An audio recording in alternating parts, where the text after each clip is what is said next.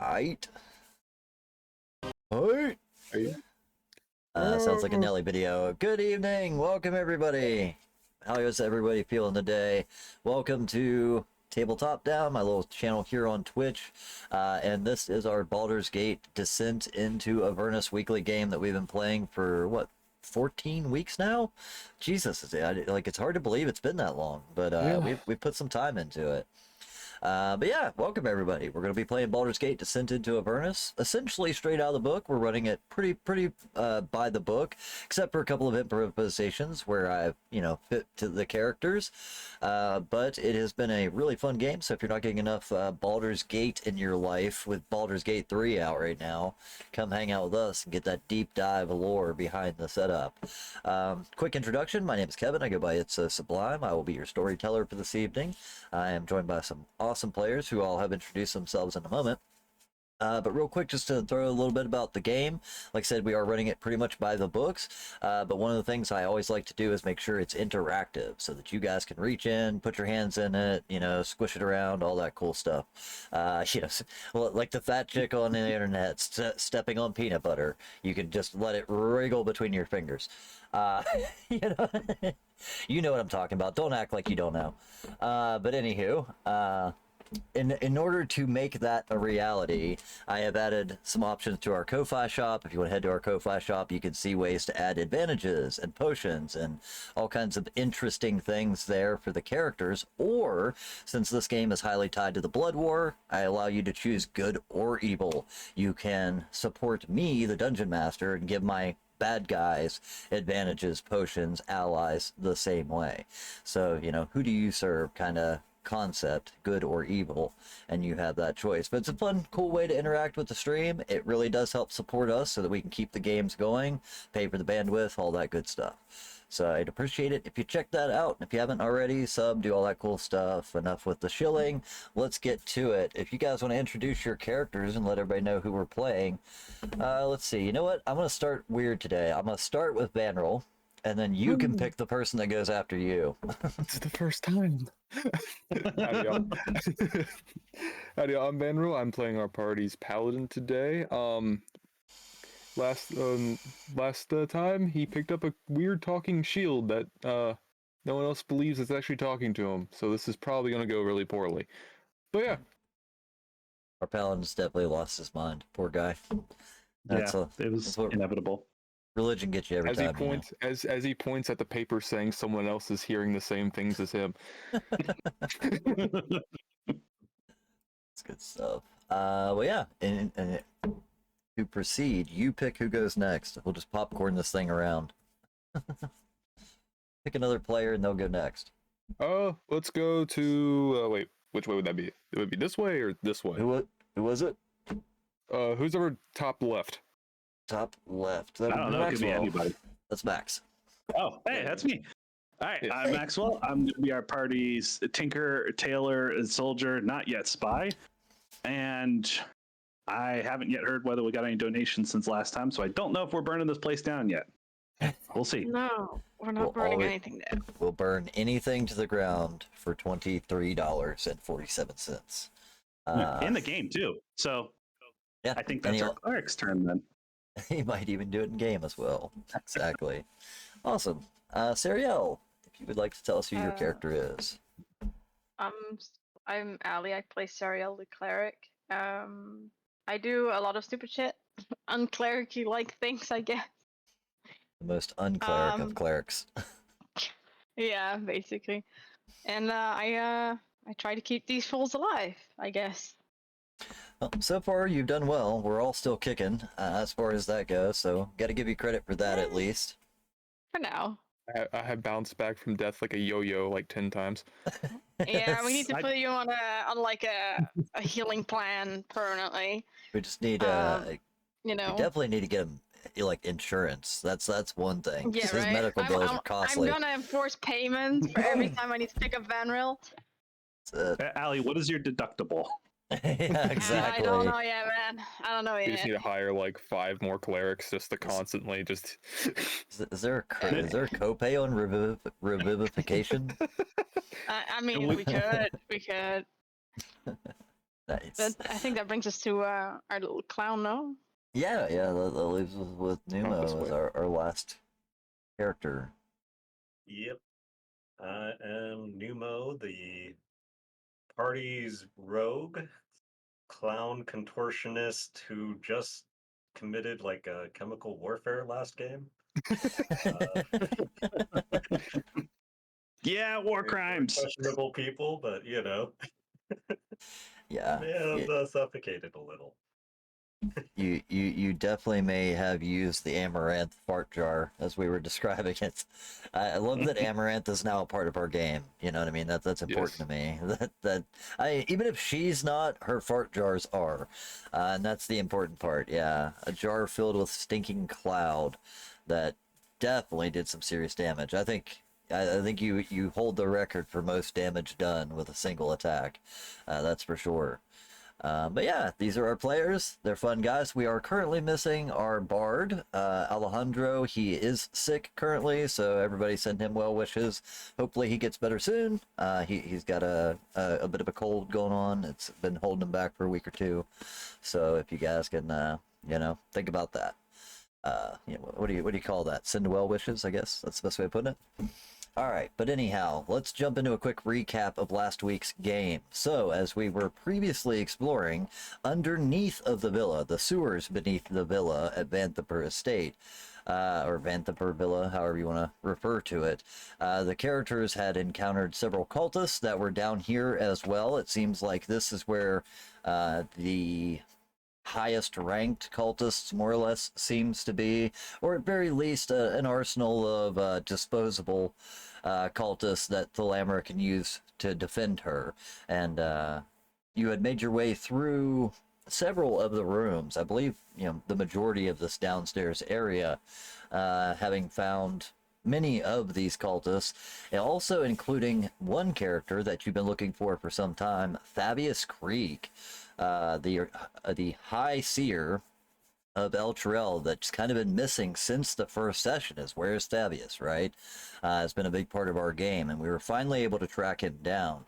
There was kind of a suspicion that Fabius had been directly tied to or involved with the fall of El Terrell, and after encountering him and listening to his story, he does acknowledge that it is essentially his fault, but claims that he didn't know better, that the city over 200 years ago being plagued by vampires, him, as with many people, had cried out into the night for help from any deity that would listen, and one replied, offering to bring the companion a second sun that lit up everything during the night, drove away all the vampires, and protected the city.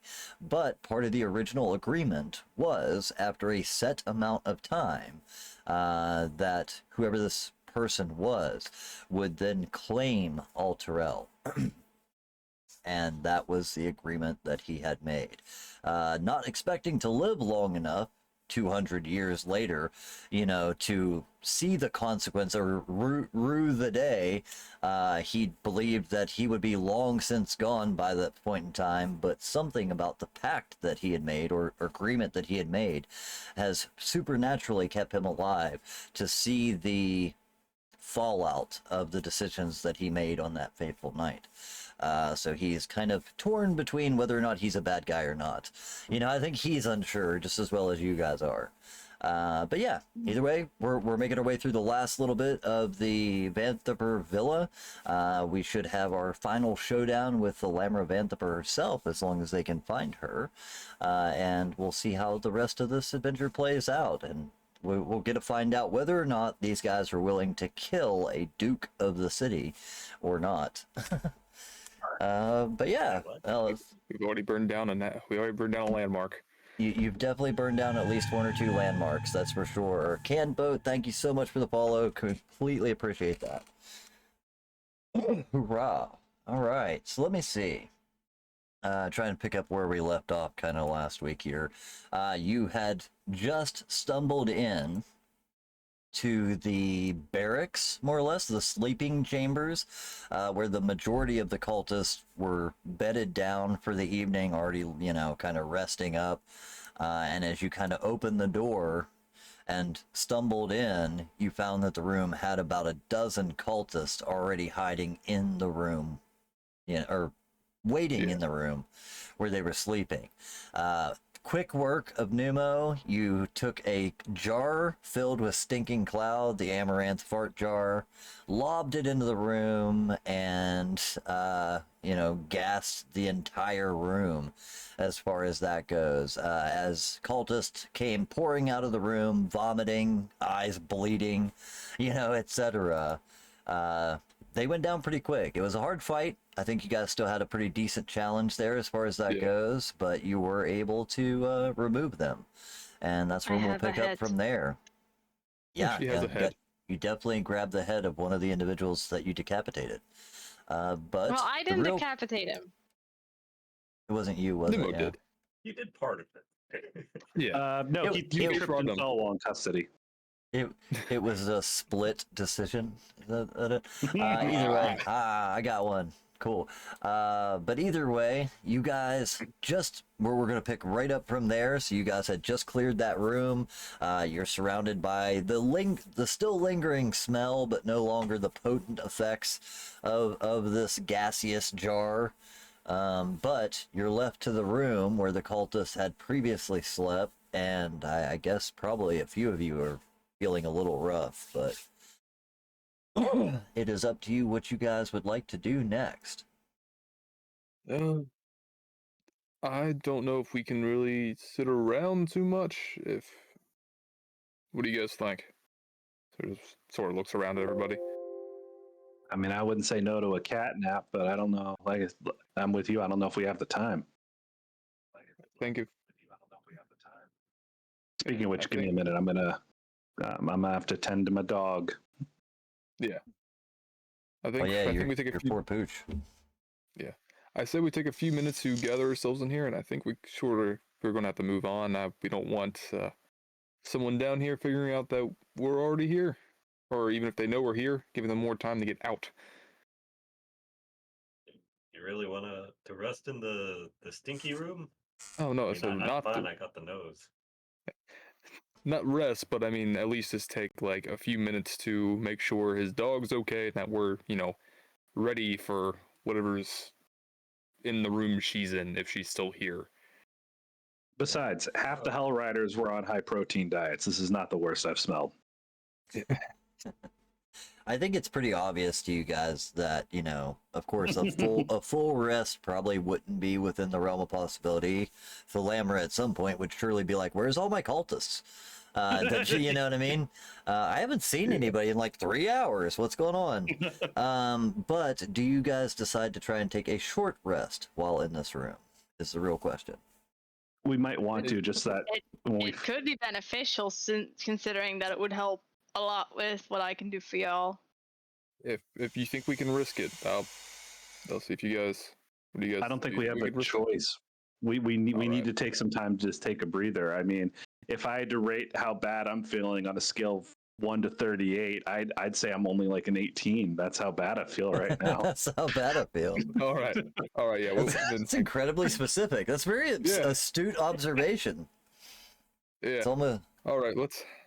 like you thought about this. I'd say But yeah, to, you guys are going to try and take a short rest then? Before I do that, I'm going to use my my sacred oath to get back a level 1 spell slot that comes back on a short rest. So I want to use that before, just in case. Oh boy. All right. Imagine getting any of your spell stuff on a short rest. This message brought to you by the Intelligence Based Gang. Yeah, right.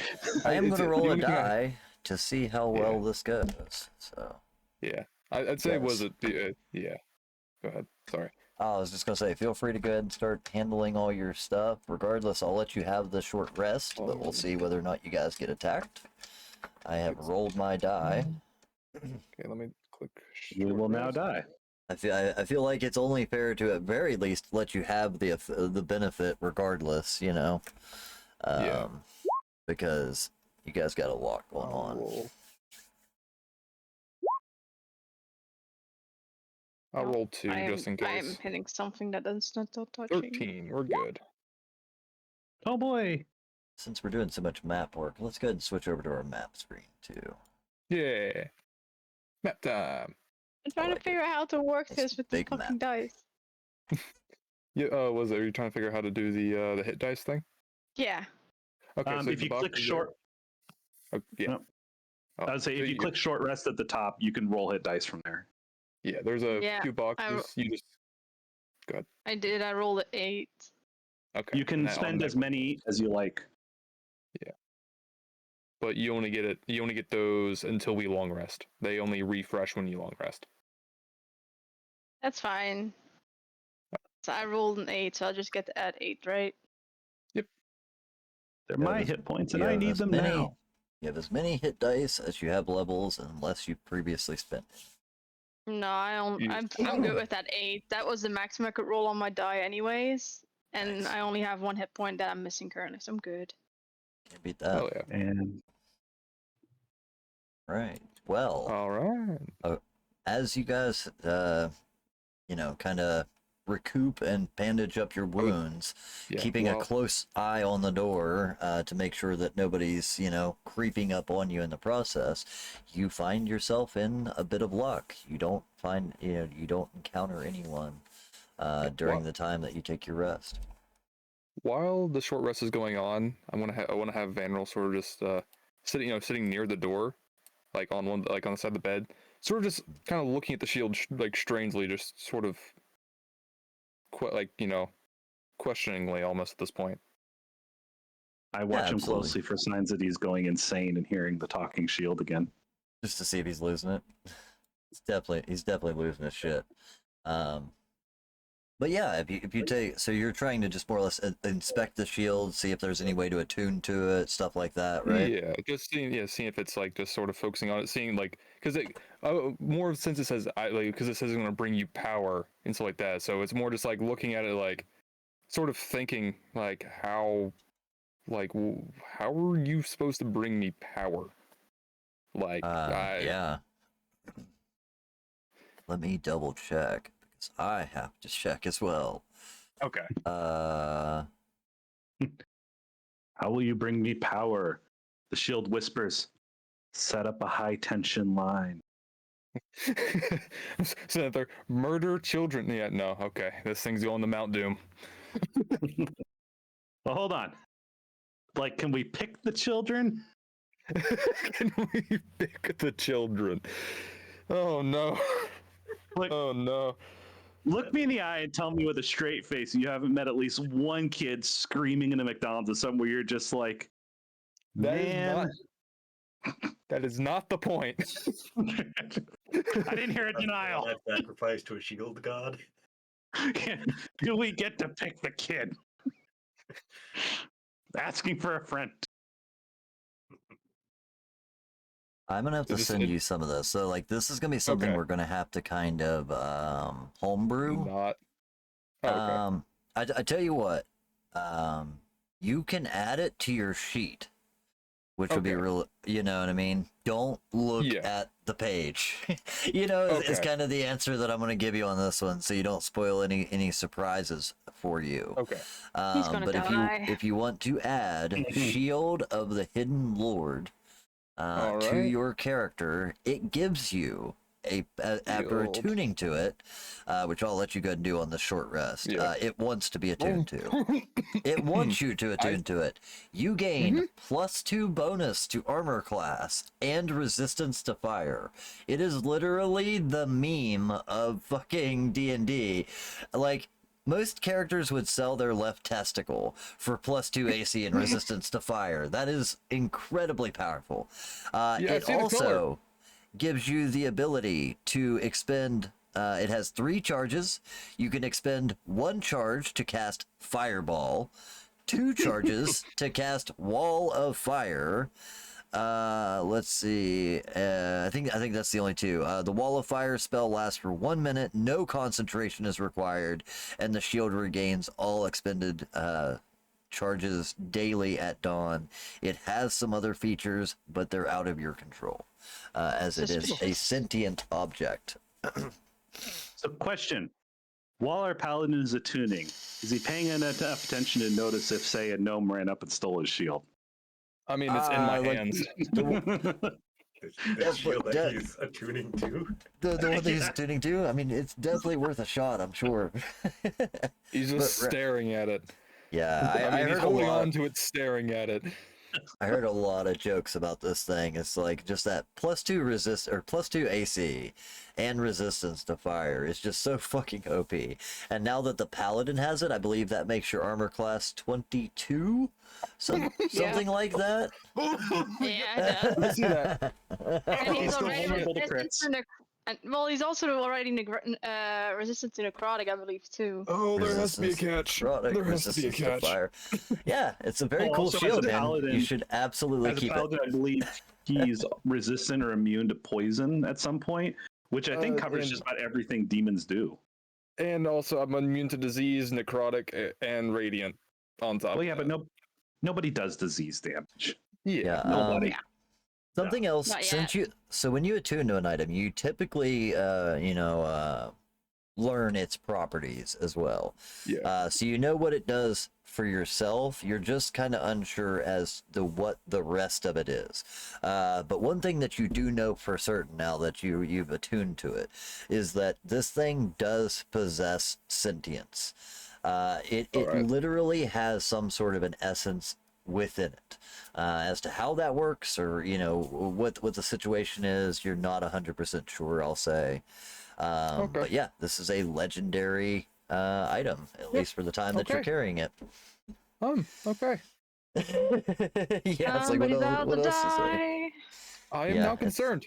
super Keep in mind, if he friendly. More keeps concerned I talking was. to shield, we're just gonna lock As- him up, right? As you attune to it, you would actually hear the voice kind of return to you a little bit, and it says, "Good.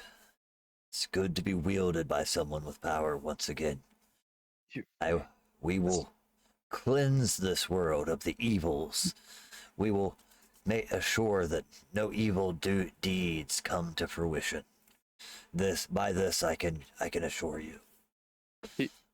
He thinks for a second. Can you hear me? Just like in his head. I can.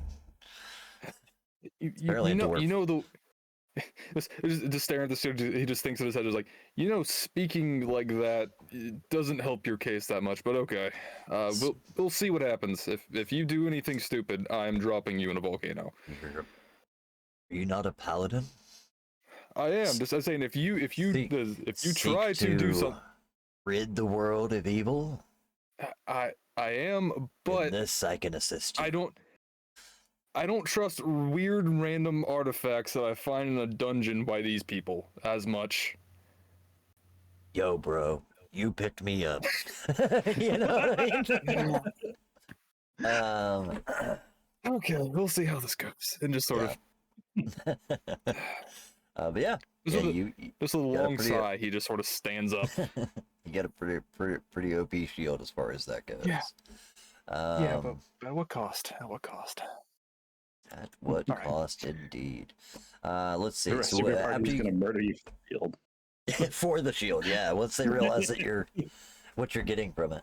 But during the break, sorry, Maxwell, do you get a chance to do your RoboPup mending? I don't know how that works. Basically, every time I cast Mending on him, he regains 2d6 hit points. Mending takes a minute to cast, and it's a cantrip. So Cool. Maxwell will just be in the corner with his little tools going, "Come on, get back in place," as he's slowly hammering little bits of metal back where they're supposed to Yeah. be. You hear the occasional "damn it" or "ow, my thumb," but eventually RoboPup does, I assume, come back to full health. Oh, yeah, it's pretty easy to get him back to full. Yeah. All right. Cool.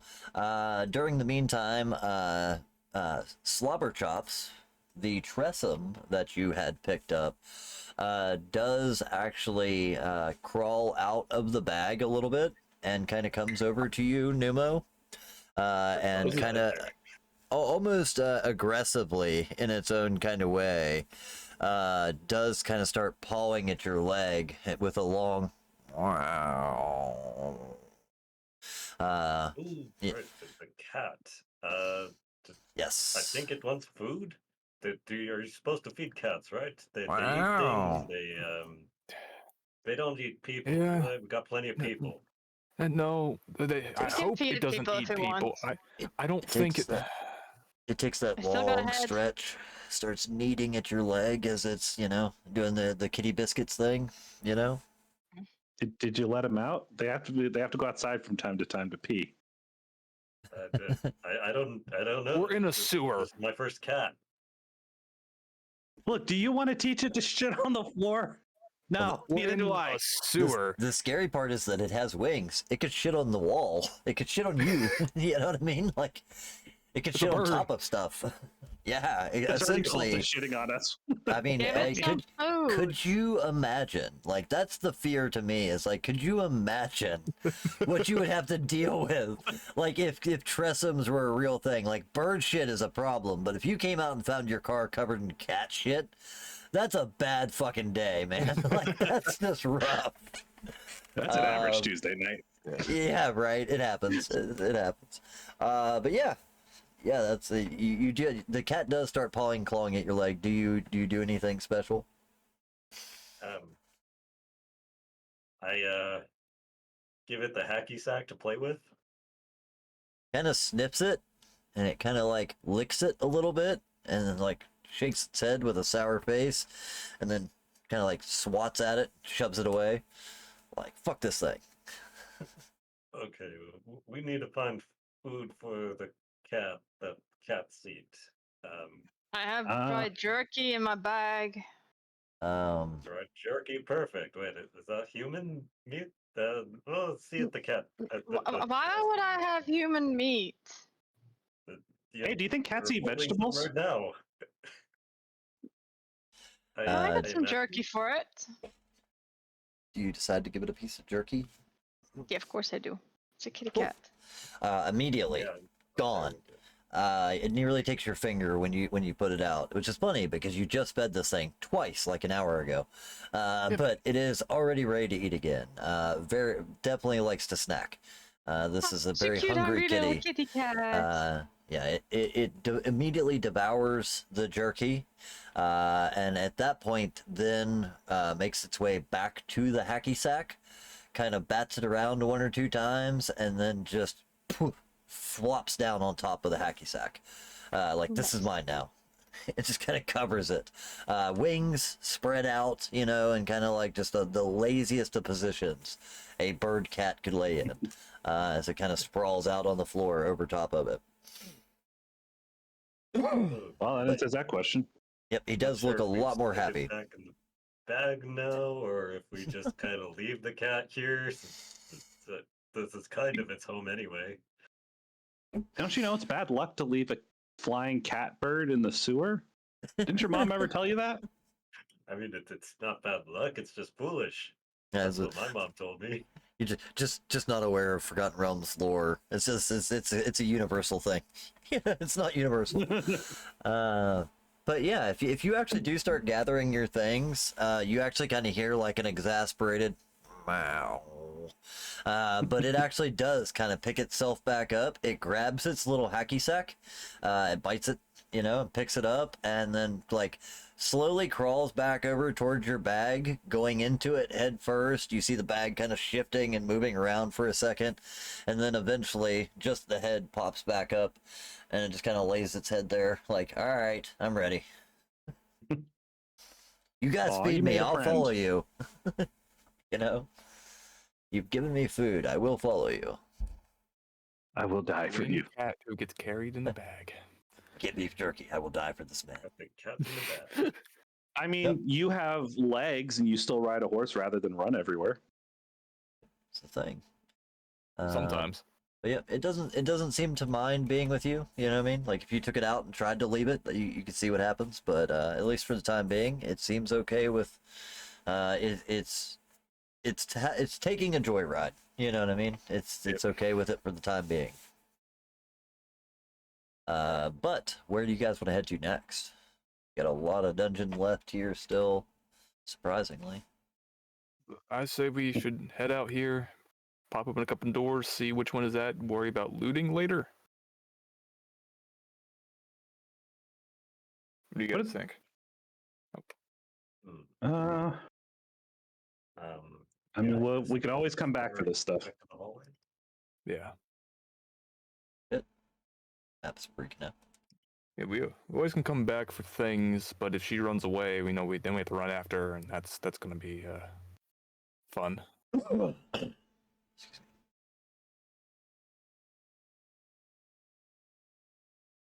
All right, then. Decisions. Which way do you want to head as you exit this area then? You guys should be able to move your tokens wherever you want. So As going far up as to- the animals, don't worry about dragging them until you need to place them. You can just stick them somewhere if you Alright. want. I'd say Van will sort of go up to this door up here, kind of look over at the others. Fair enough. Okay. Yeah. Let's Uh, say straight across. Straight across. All right. Yeah, as you kind of Alright. peek out the door, taking a look left and right, it does seem to be empty. Whatever cultists remained seem to have been eliminated. You no longer see the cultists that are walking around with censers and incense fuming the sewage tunnels. The smell is starting to grow a little bit, but not too bad just yet. Making your way directly across, that is room 35. I gotta do some quick checks. I mean, I think we do the check the door for traps kind of thing. Yeah, absolutely. If you want to make an investigation check, yeah, go ahead and give me investigation to see if it is trapped. Or perception. I'll give you perception on this, whichever you like. I'll Typically, also I guess take- it's perception to spot the trap, investigation to figure out how it works, right? But Yeah.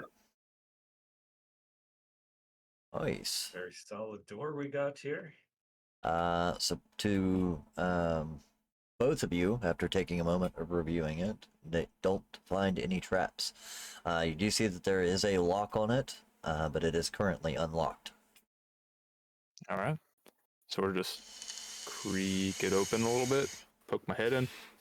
Something interesting you would also notice about this door is it has a kind of like a mailbox slot in the door, and if you kind of pry that open a little bit, you see that on the inside there's a shelf sitting there, almost like a prison feeding tray.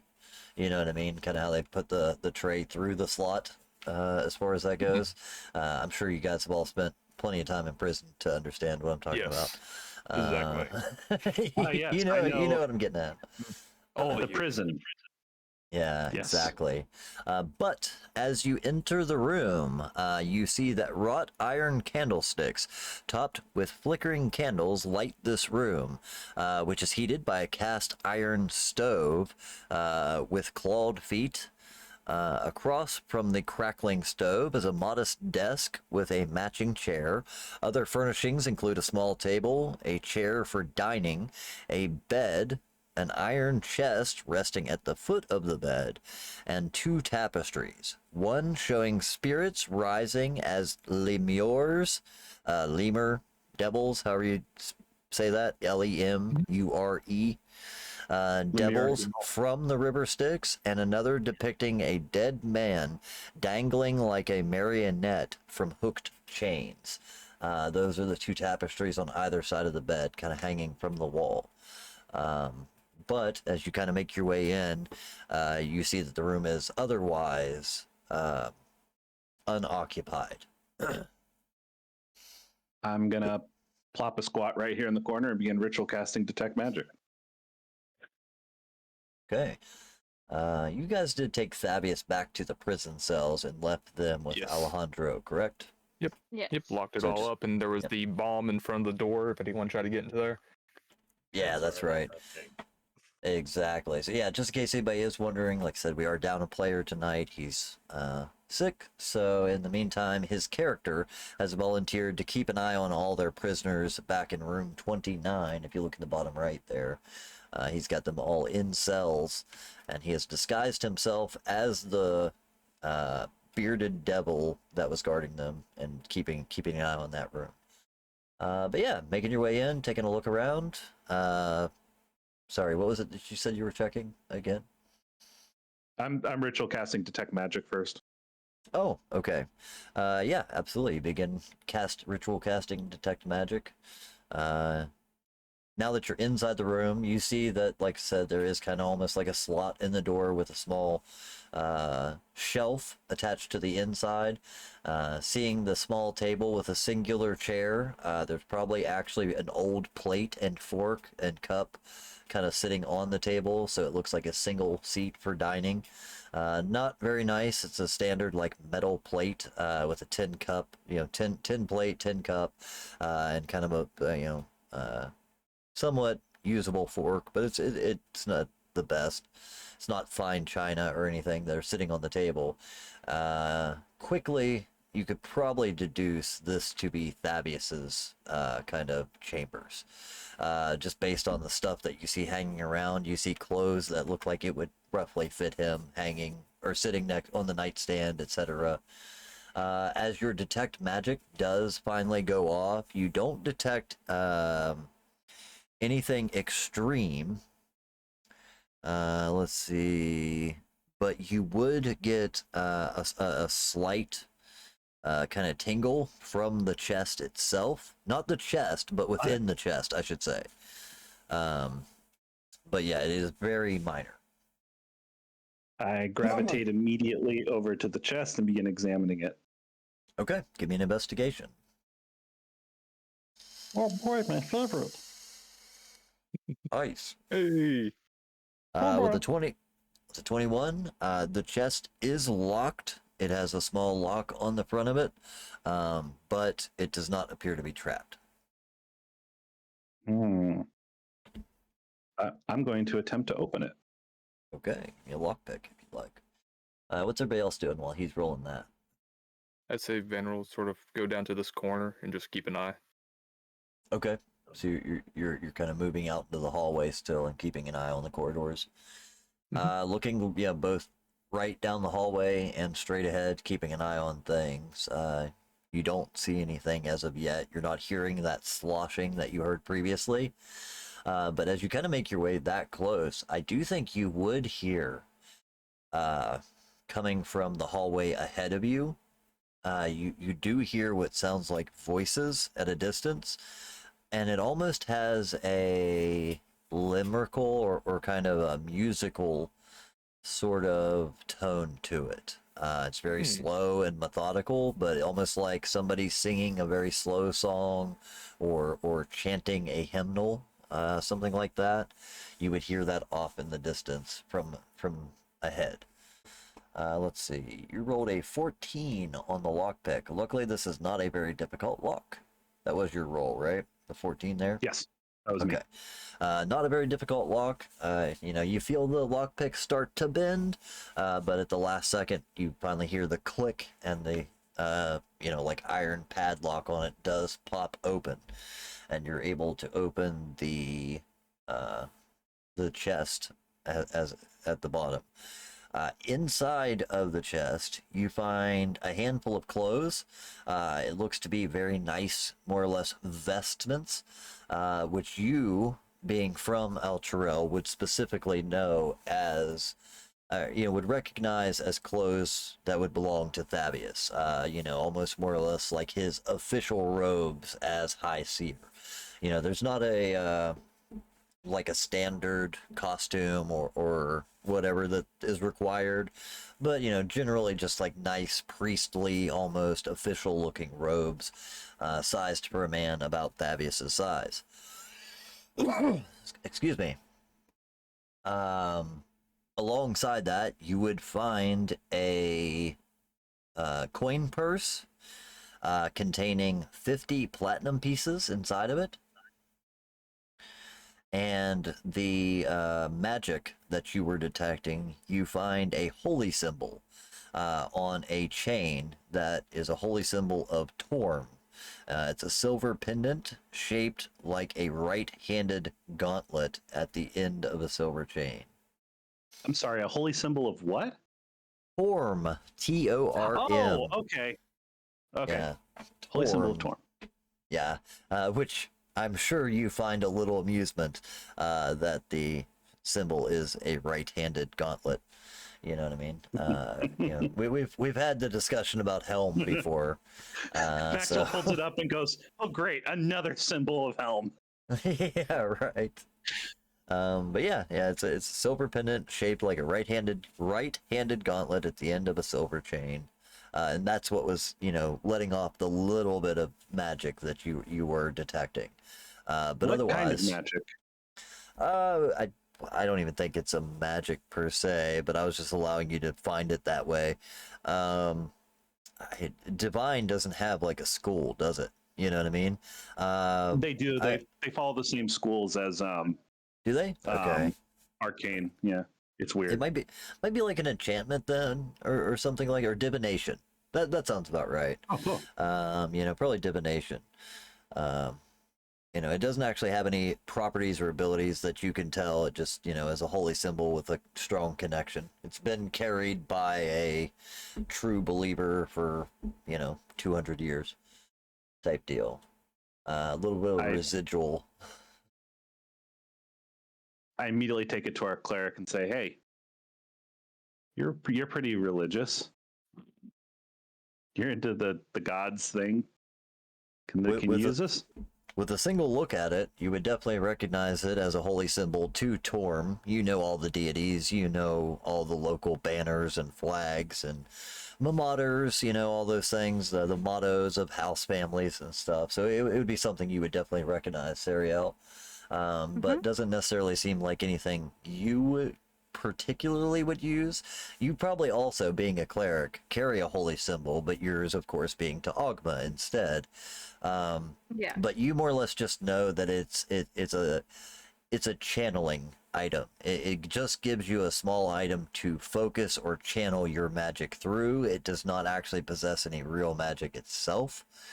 The little bit of magic he was detecting was more or less, like I said, almost like a residual magic, just from being carried by a priest of Torm for so long, a higher level priest, but yeah, that's what you would find there. Each of the candelabras in here have 9 candles specifically. They're lit on top of them. Like I said, there's a plate on the table, and then on the desk itself, there's a handful of papers and documents as far as that goes. But otherwise, the room is pretty bare unless you guys want to go through his clothing, I'm gonna divvy up the platinum pieces among everyone, which comes out to 10 each. Yeah, 10 platinum each, so that should be 100 gold worth of platinum. And then I'm going to steal every single candle in this room. Cleric, you are level 5. Have you looked over your spells yet? Yes. Does anybody know what the level 5 spell gems are? Like the consumed gems required for some of those spells? Are there any of those at level 5? I think the only one would be for Revivify. Revivify as like Revivify a takes a diamond. diamond worth 300, I Yeah. believe, right? Do you have that spell? I have it, yeah. I will also go ahead and say that you find a small satchel with several gemstones in it, one of which being a diamond worth 300 gold. Other than that, you would probably find, well, since there's 4 of you here, we'll just say 4 small, sapphires that are worth, or sapphires and rubies that are worth, we'll say 25 gold apiece. So you guys can each have an extra stone, worth 25 gold. But yeah, I wanted to make sure to put in a diamond for you too. Yeah. Tips on a diamond. Have an idea where that diamond's probably going to end up.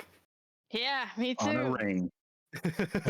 What? I'm gonna walk into a room and just 3 hellhounds, all natural 20s. Diamond stud, but what? I love it when a game gives you all the revivify stuff right before the boss battle. Yeah, I was like, hang on. You start Should we be finding worried? boxes of ammo everywhere. You know what I mean? Guys, there's like- 8 rocket Here's launchers a in here. legendary shield. I just found 3 vests and 4 boxes of ammo. I think we're in trouble. I just found a legendary shield and Yeah, exactly. Guys- But yeah, guys, do you hear otherwise, that? Oh, go Did you ahead. hear that choir chanting in Latin? The thing is, there is a choir chanting in the distance. They're And slow. it does sound like Latin almost. Yeah. Oh, boy. Infernal probably would more likely be the language, but either way, it's close to Latin.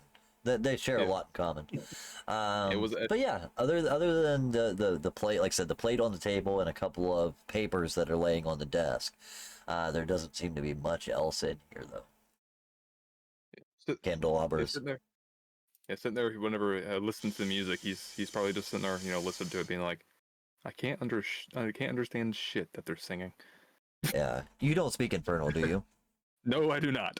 Okay, I did not think so. I'm the only one. Whatever happened to know thy enemy? That's why there's me. If I don't understand the demon's language, it's harder to make a pact with them. But Life yeah, finds a way. what would you guys like to do?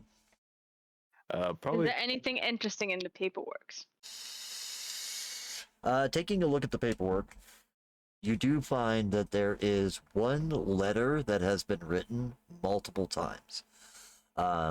It seems like, and like, there's probably 5 of them that are wadded up and crumpled, and then one that's half written. And it is a letter from Thabius to a woman or a girl by the name of Lilith. And he refers to her in the letter as my dearest niece, and it seems to be an apology letter. Multiple times he has tried in various ways to write a letter that more or less said, I apologize for the hell that I have wrought upon this place. And the letter would even go as far as to say, I know that I cannot even send this letter, as you were among those who have fallen, but I wish for you to understand that I am filled with remorse, more or less. So, he's written a letter multiple times, but other than that, there's not a lot that would offer you new insight or anything like that. You do probably actually find a couple of papers that just revolve around that shield as well. I'm trying for the life of me to remember the name of the order that was in charge of protecting that shield. I believe it was just Oh, was it? Knights of the Hidden Lord, right? Right, that is like back in the shield. or something Knights like of the that. Shield, yeah, it's something to that effect. I cannot find it here in front of me, but we'll say Knights of the Shield. Is written on a couple of pieces of paper. You do see like histories of those knights. It claims that in previous times, these Knights of the Shield were known as valiant paladins and clerics of various deities that had sought to rid the world of evil through a powerful artifact that they possessed. It was said that the artifact gave them the ability to learn of evil prior to it happening, more or less. So they were given almost advanced warning that evil was going to happen Tuesday at 4 p.m. at this location, type of deal.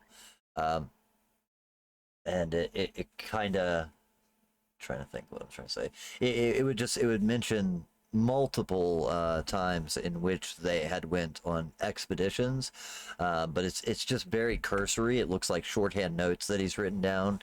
It definitely has like a little what do you call it, footnote underneath of it that says must investigate further to understand more.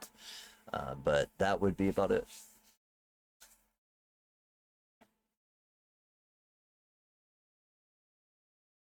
All right. I looked over and everybody was frozen and nobody was talking. I thought I lost you for a All second. right. But yeah. But yep, that's All all right. you find. Just a single set of notes describing the past history of the shield bearers. It'd probably also go as far as to say, I believe it's the Yoon family that most recently possessed the shield, and that it was stolen from the Yoon family crypts by Amric and what's the big one? Mortlock, but Mortlock was unaware. Mortlock had told you that Amric had stolen something, but he didn't know what it was. All right. Anything Yep. else over this way in this room? No, that's it. I was more of like if anyone else is looking. I was nope. curious about the room itself. Like, is this, does it look like he's been locked inside this room against his will, or like he had the ability to leave?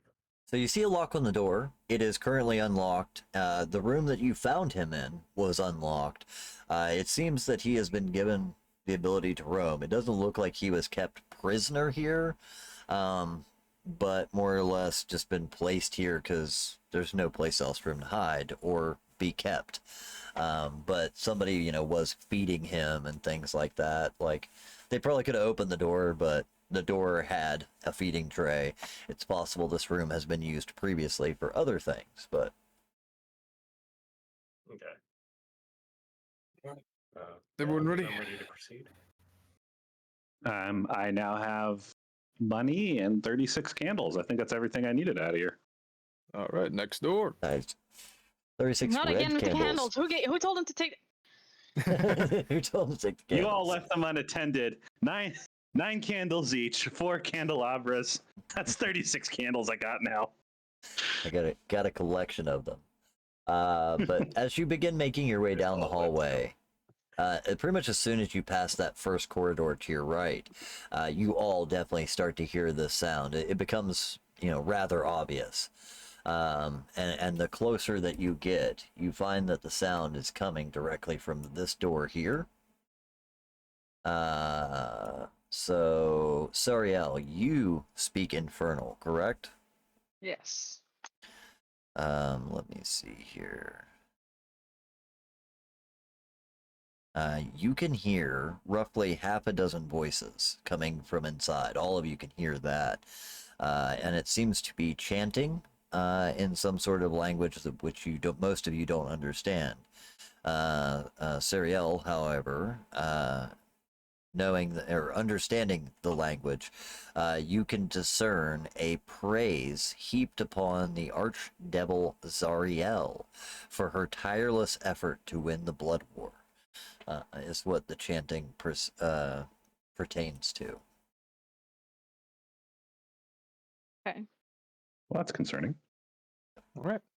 Well, So we might want to be careful in that room, boys. Just Which I think the name Zariel would stand out to you, of course, as well.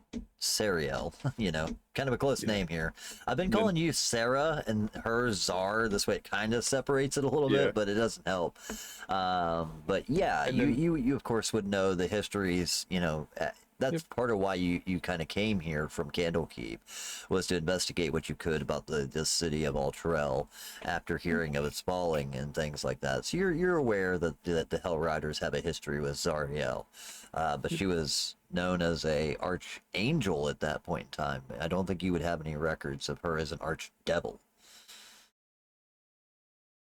yeah, and I picked up that book upstairs, I think, as well, and a few other things. I think we actually do, because we've been informed in a conversation earlier about that with Van Thamper. So I would definitely know about it being an archdevil at this point, or demon. I think that is true. That you guys have come across several Emmerich pieces had of that information. No, Right. Emmerich told us after we fucking. Yeah. So Emmerich would or the rest- Mortlock, one of the two told us. I have it written down, so. Yeah. The So big thing the is rest of us just hear like blah blah blah Zariel, blah blah blah blah Zariel. Iesu Domine. Yeah, exactly. They're Just so your y'all Monty know, Python fans. they're like chanting to that Zariel thing. Oh, that's Domine that's interesting. Laquiem. Sort of. I don't think it's anything good, so just be aware. Maybe they're chanting all about how she was a terrible role model and we should all learn to be better. Yeah. No, I'm sorry. It's not what they're chanting. Definitely I could praising drink. her tireless efforts to win the blood war. Yeah. But yeah, like I Okay. said, all the record books that you found, just to kind of clear it up though, is like all the record books that you have found, recorded histories mention an archangel Zariel coming to the city of El Turel, recruiting more or less a group of paladins, clerics, and warriors, traveling into Avernus, where they were supposed to have fought in the blood war. Several of them returning, having claimed more or less being defeated, and that Zariel was lost. But those, you've heard a few other conflicting stories from individuals claiming that Zariel is, of course, an archdevil. How the two actually, how one became the other, there's still a little gray, like missing information there. But yeah, you've been told that Zariel didn't die, that she was left on Avernus, more or less, and is now an archdevil under Asmodeus. All right. So I sort of peek open this door then as we're making our way down just to make sure. Yep. Taking a look inside of that door, you find a fully functional kitchen. It is filled with several bags of dry food, as well as some cooking utensils. There's 2 stoves. Let me see. What room is that? 25. Yeah. You can tell that it's most likely that the cultists or Thalamra herself prepare meals here. There are currently no cultists or anyone in the room when you enter. The kitchen is uncomfortably warm, contains a pair of brightly burning cast iron stoves with piles of wood next to them. Other furnishings include a wooden trestle table or an island, the table in the center there, where food is prepared, as well as shelves lined with plates, mugs, pots, utensils, and jars of ingredients and dry ingredients and spices. All right. Is that a baguette? That is definitely a baguette. It is. Unless someone stops me, I run up and I take the baguette. All right. I think there's probably a couple of loaves of bread there alongside that, and some fruits and vegetables, No, I don't care about any of them. I'm only taking the baguette. I'm looking around specifically for anything that is meat so we can take it for the cat. Yeah, I was gonna ask if there's anything that looks cat-like. Right. You do not find any cat-looking food. There's no meat in here. There is no, dried cat food or anything like that. Mostly what you find is spices, herbs, seasonings, grains. So things like pastas, there's a big jar of elbow macaroni. But yeah, this is all seems to be dried goods, bags of flour, sugar, etc. So not only are they devil worshippers, but they're vegans. It's a terrible thing. You see, cooking utensils that would probably be used to cook meat, but you're not seeing any meat itself. Yeah. Is there anything actively like cooking or being prepared? No, the room is uncomfortably warm, like I said. The stoves are hot, but not like roaring. You know what I mean? It looks like a fire is more or less just kept in them. The stacks of wood next to it keep them running. This way they're available at demand, but there's not anyone currently cooking anything at the moment. It's possible that they might have been getting ready to do that, but then they got fart jarred. Exactly. Knowing they're in the room right next to it in case, I'm just going to pop this door open to see if in 24, since they're in the sort of conjoining room. Well, yeah, while they're investigating the last of the kitchen, you move to the next room. This is actually going to be real easy to get through some of these.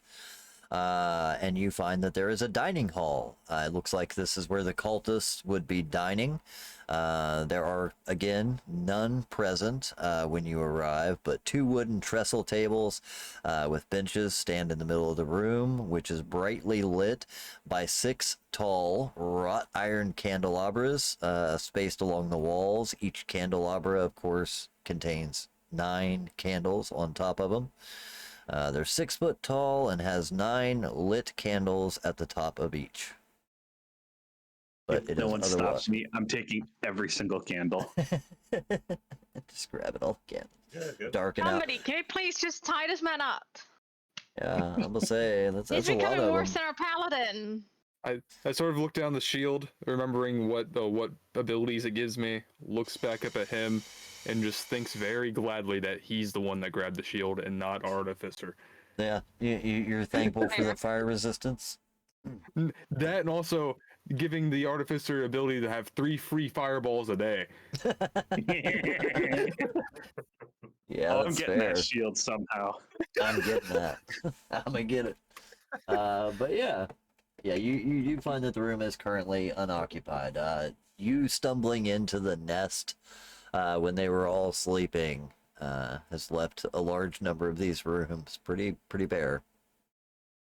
I sneak up to our paladin. I whisper, "I now have 90 candles," and then I laugh. He just sort of shakes his head. He's got very- an very armful, slowly. just like he's bear hugging this bundle of candles. Occasionally one drops, and you see him, like have to pick it up while not dropping the others. You have more candles than there is you. Like, if you stack those candles up, they're going to be bigger in both length and width. Oh, I have a plan for them. Don't you worry. It's gonna be amazing. One mega candle. No. Just imagine it. I've been putting them out as I take them. Yeah, just They're all one heads all mega on fire. candle. Big enough to roast a man.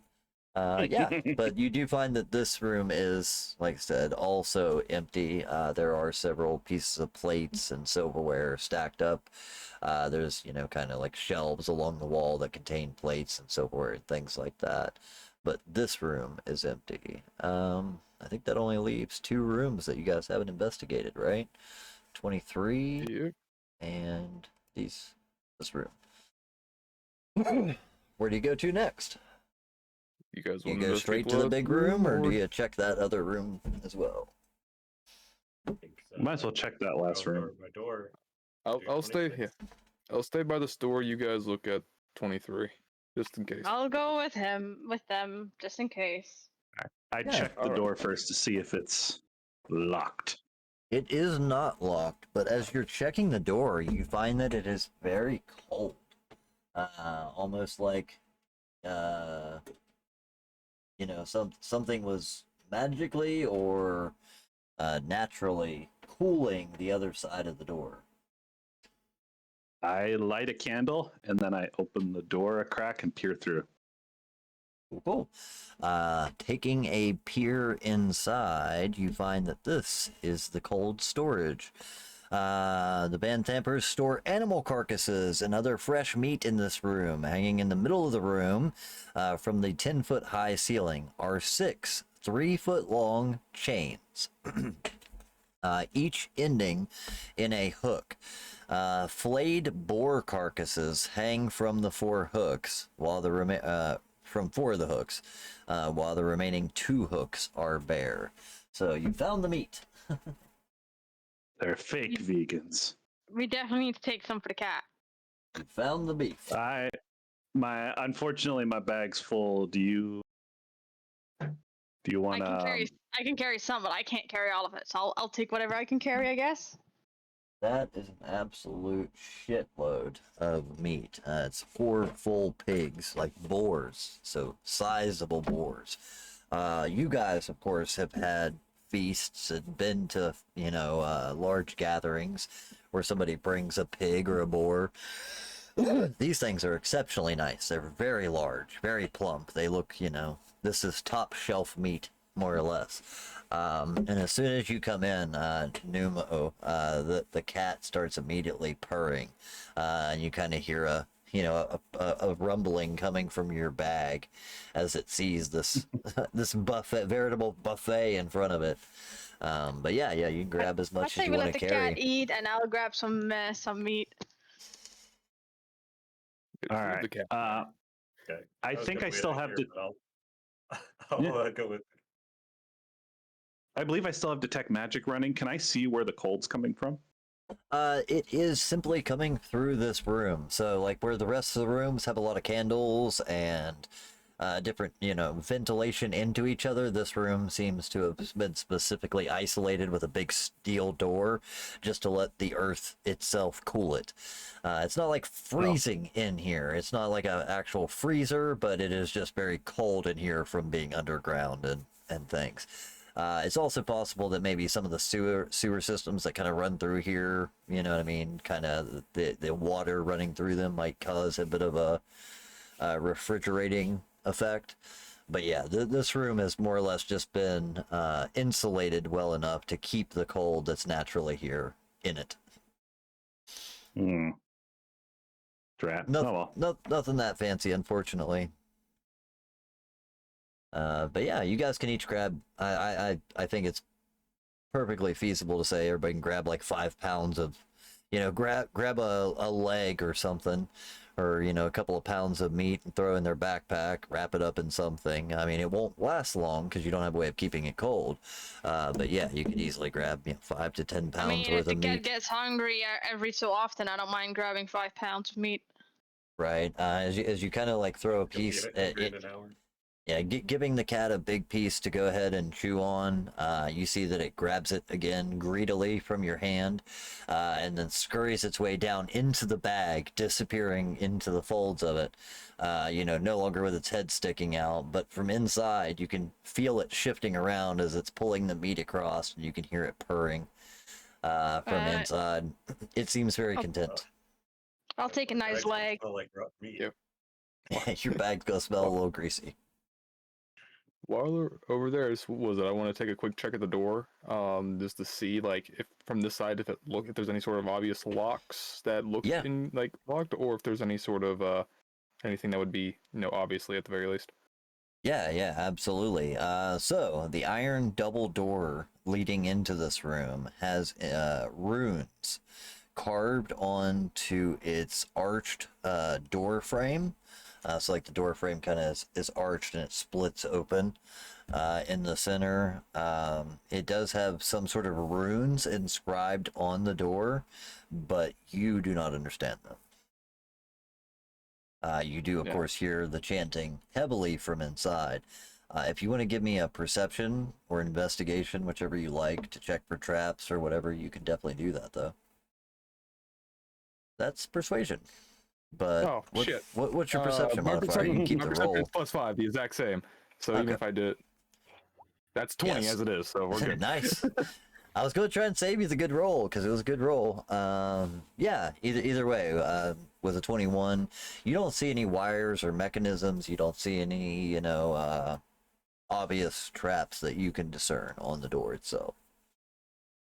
I sort of, was it Veneral as they're gone, just sort of, try to stares at the language he doesn't know and sort of just thinks, like, I wonder what the hell this says. If you want to, you can give me either a history or religion check. See if you can try and, piece it together. Same. 13. You are becoming familiar with the visage of it. You recognize it as infernal, but again, probably not 100% able to understand like exactly what it says. I was gonna say I think you would recognize the word rise, R-I-S-E, rise. Not again. Like rise. Like rise and be counted. I think that's why you would recognize it, because it's a word that maybe you've seen before. But yeah, you would recognize that one symbol. Otherwise, it doesn't. The rest of it doesn't make sense. Siriel, however, as you catch up with the party and take a look at the infernal runes, having understanding the language, it reads, "That which falls can rise again." Clearly, this room is for investing in the stock market. They're crypto bros, or like investment bankers. Yeah, I look over like, do we want to do this the cool way or the normal way? Read out what's on the wall. Investment Depends. bankers, What's definitely your evil. 401k look like? Yeah, right. So I was thinking investment bankers, they're definitely evil. Gee, thanks. What does it say up there? I understand yeah, rise, that's funny. that's about it. I mean, I could just start chanting with them. Please don't start chanting again. This will be the second time. Why? What Um, was wrong with the first time? Some of you at why- one point had donned robes of the cultist. Yes. I believe it was Banrol and Suriel, correct? I definitely took At this a point- rope some point, yeah. Yeah, I remember I you mean, having them on, like you were using them kind of as disguises, because they had the faces like No, actually I think- blacked out.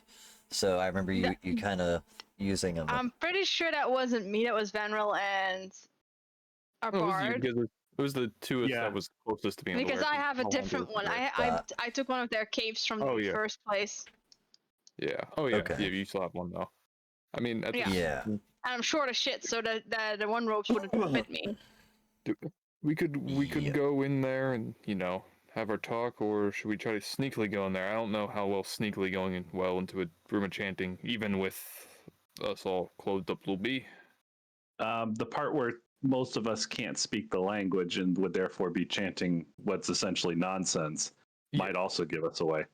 I Exactly. mean, I so, could go in and start chanting. yes, but every time you go in by yourself to, with the enemy, you either start chanting their things and accidentally summon a bunch of skeletons, or start flirting and being hit on by one until I had to undrunk you.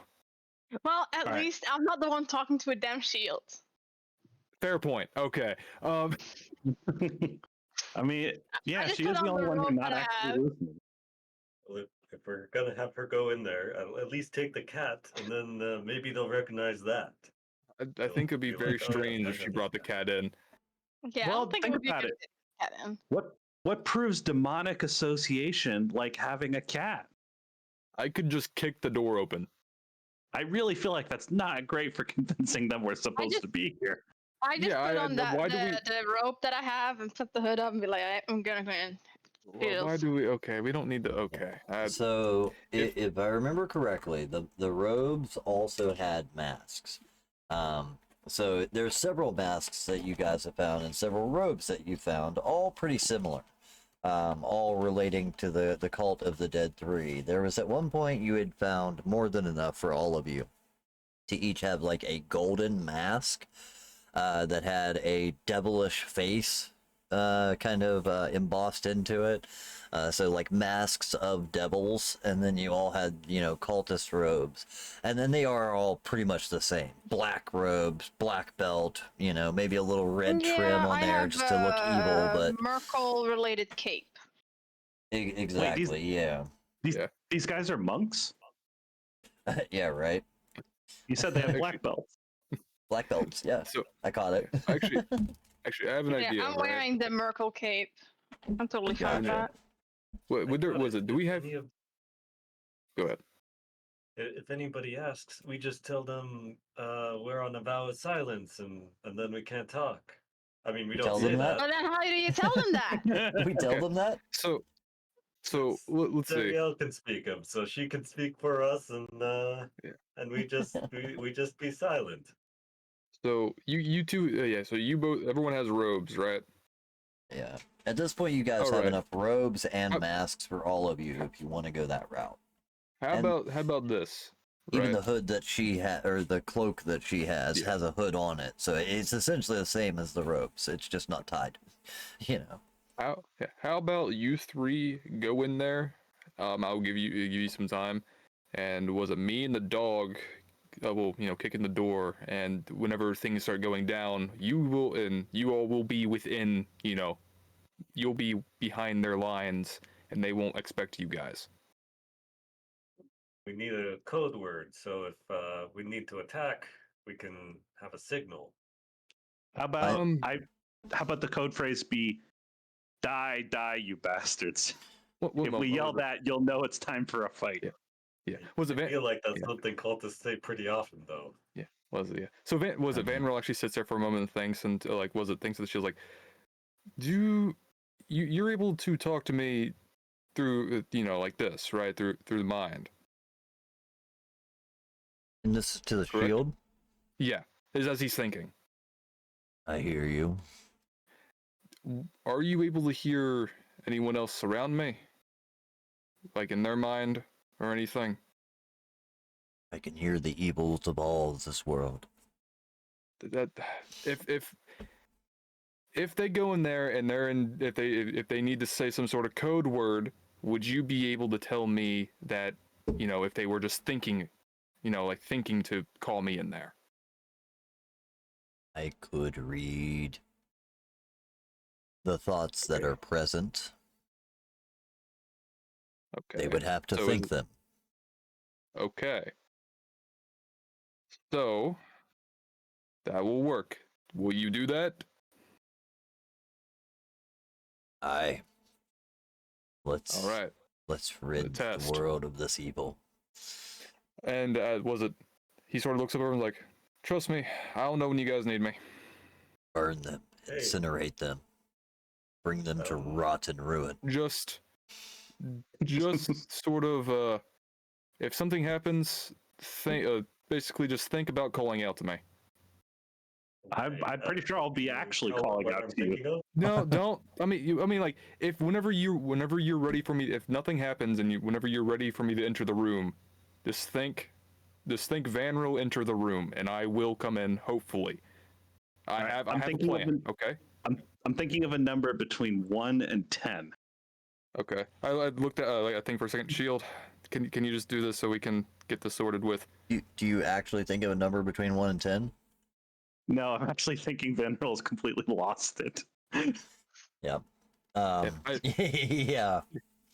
He thinks you're a fool. I had this look over. I'm like, you think I'm a fool? Well, yeah, that's kind of obvious. Okay, think of a number real quick. Just do it. Maxwell's going to intently think of the letter Q. Just 1 through a million. Your friend isn't very wise. I don't think Q is a number.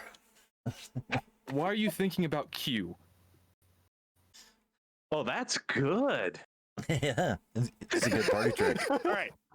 You put the handbags back. How many fingers am I holding up? I'm just like, over here, like, these people are fucking Can we? Can we just? At a certain point, you hear an exasperated voice from inside the shield, and it's like, enough parlor tricks. Let's bring them to demise. Destroy them before they can rise to any more devil, or before they can cause any more harm. Yeah, it's just kind of like screaming at you to go in and destroy things. I will, but this is part of the plan, so I don't die, and then you get fucked over by whatever in there, because I don't know. Wait, who are you talking to? It's in my mind. It's in the mind. It's in the mind at the moment. Like, I'm just thinking to it. Even trying. Okay. That's funny. He's thinking in his mind, just like, just do this real quick. We'll get in there, please. It'll make it easier on you and me. Yeah, he reluctantly agrees. All right. I'm just Thank you. gonna.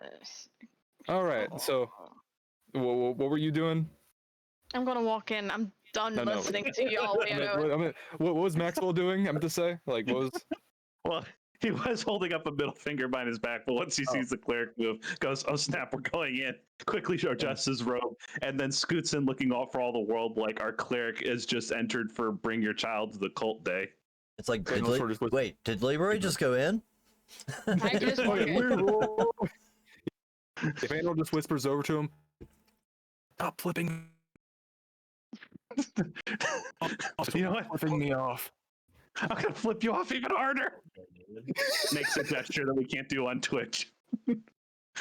You almost think for a very split second, Maxwell, that while looking at the shield, you could swear that the face was smiling for just a brief second. But then as you look again, it's the same visage it always had, with kind of this stern, angry face. Yeah, we're successfully driving the sentient magic artifact insane. Mm-hmm. Yes. But yeah, Sariel, as you enter the room, are you donning the mask and cloak, or just the cloak? Sorry? So are you wearing one of the golden devil masks, or just the cloak? I'm wearing the mask and the cloak. All right. I assume everybody else is doing the same. Yes. Asking the clerk as well. Okay. So upon entering the room, 2 rows of tall wrought iron candlesticks, there you go, Maxwell, light this vaulted chamber, each one bearing 9 flickering candles. A 7-foot tall statue of an angel with white glowing eyes and a longsword stands atop the dais, to the south. A 6-foot tall fiend, bristling with spines, stands west of the statue, glaring at 4 black-robed cultists who kneel and chant in the middle of the room, their faces hidden behind similar golden devil masks. 9 tapestries depicting each of the layers of the 9 hells adorn the walls of this room.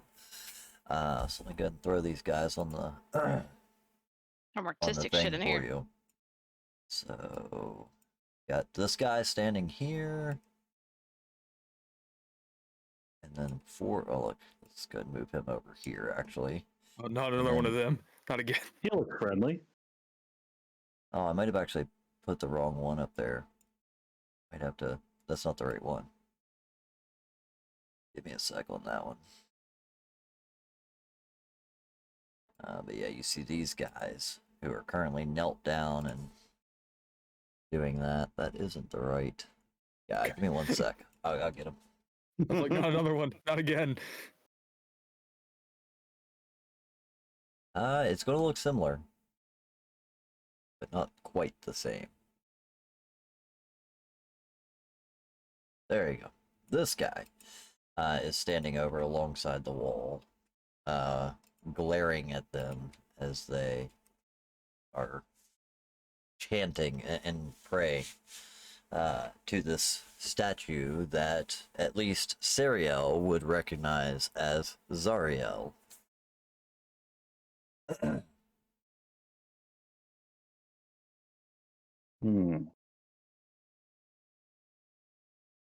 Yep. They don't seem to, so as you walk in, sorry, I should continue, I guess.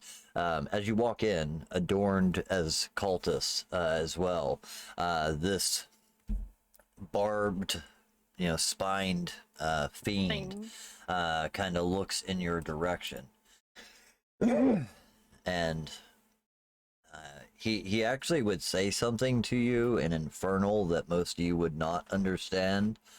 But Sariel, you would recognize as him saying, "Where have you been? You were expected an hour ago." I immediately start thinking, Enro. I would probably just respond in Infernal and be like, "Our apologies," and just squish closer. Okay. Yeah. You know your Trying to blend in tasks. here for. Get to whatever work you have been set to do.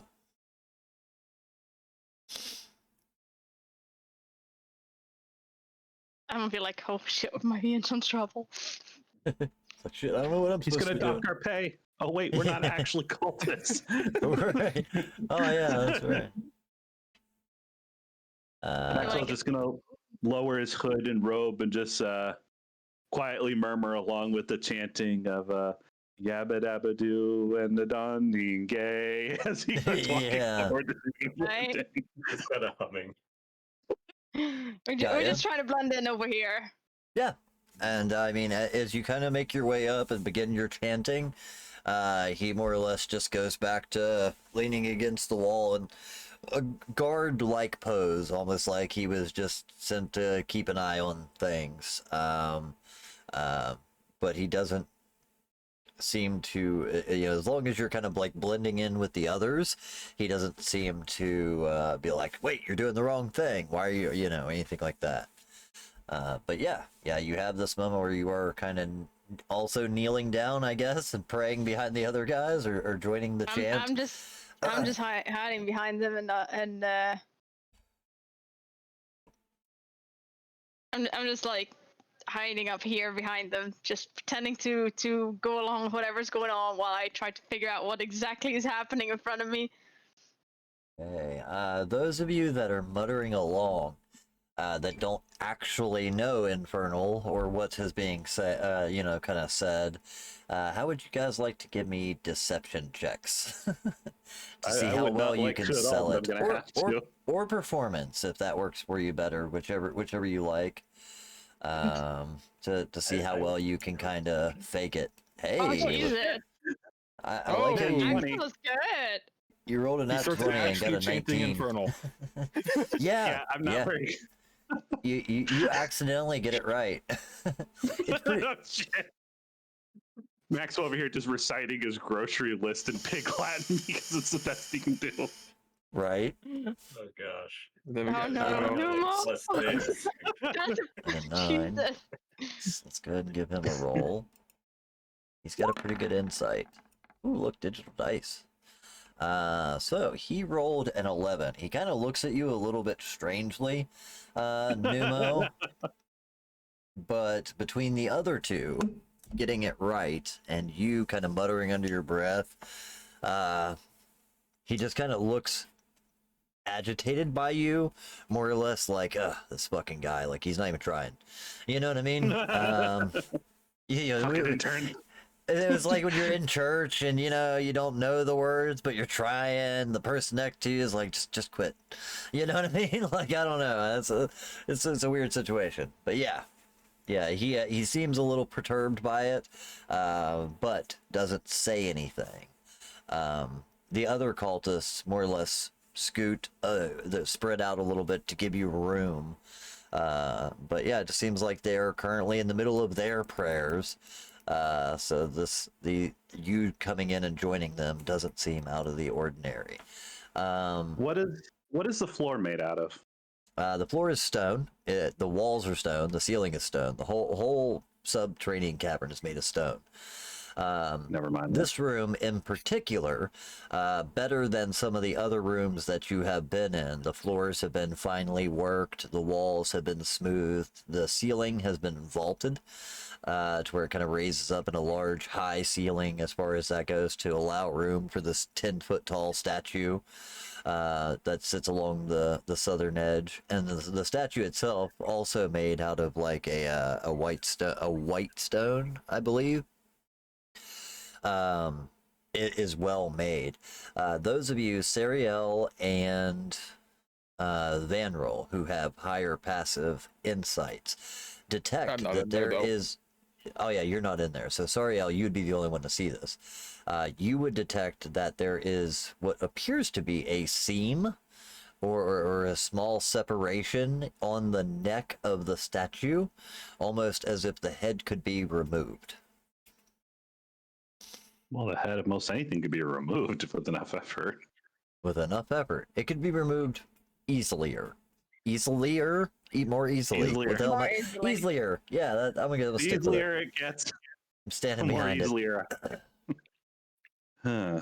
But yeah. I glance at the others and very, very carefully mutter under my breath what I see.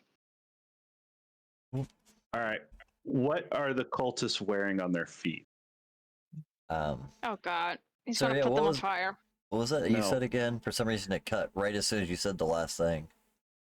Oh, I'm Me? telling the other two next to me about the seam I'm seeing, Oh, okay.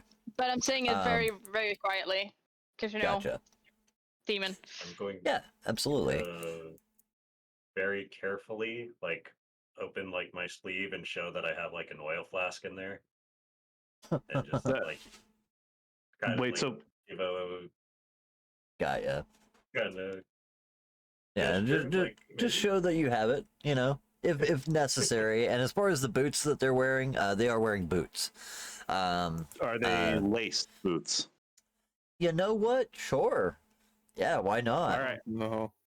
I'm going to use my cool ability of telekinesis, aka invisible mage hand.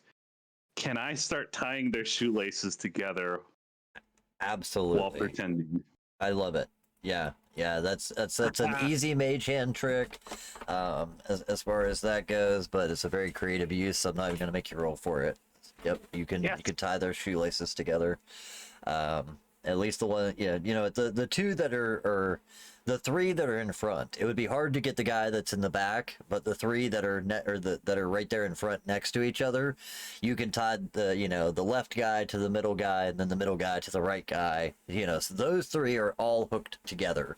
The guy directly behind, maybe not so much, but He just tied to both of his own shoes. Yeah, can I tie one of his boots to the other of his boots? yeah, I think you can. Okay.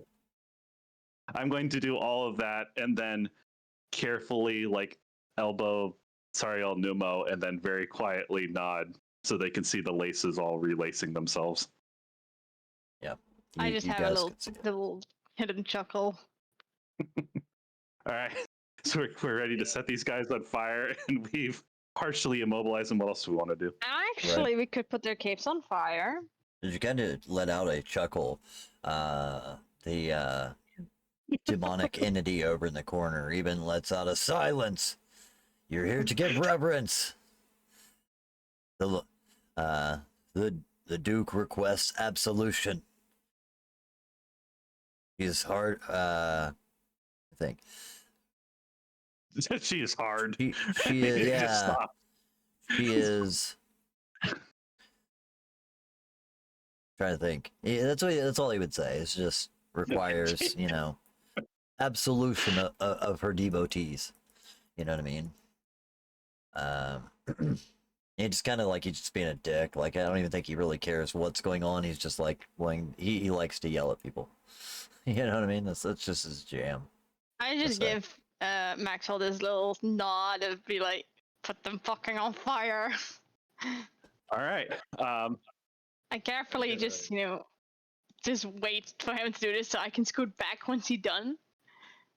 I'm going to very carefully place down, light a candle, holding it under my robes. I had Put it chilled on outside. fire. No, Yeah. I'm going to use prestidigitation, light it on fire, and then I'm going to very carefully lean forward and set fire to the robes of the guy right in front of me. Absolutely. All right. So let's go ahead and get some things out of the way. If you guys want to go ahead and let me make sure I've got it started here. I think I did.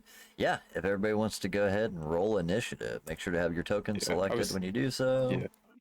Yeah, Vandel's just waiting for the ready. Absolutely.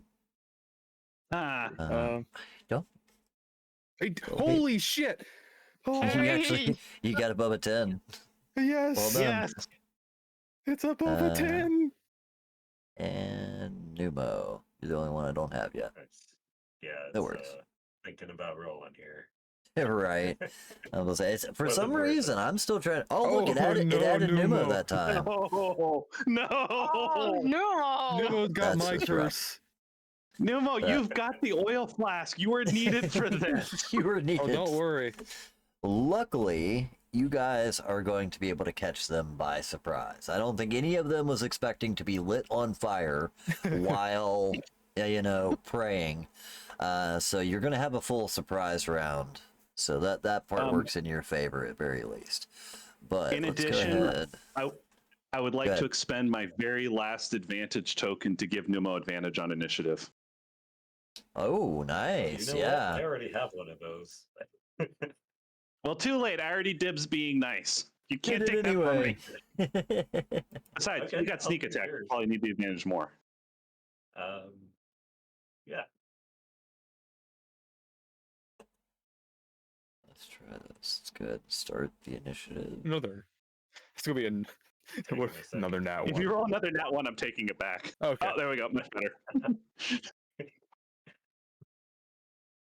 Yeah, much better. That's much better. Yeah.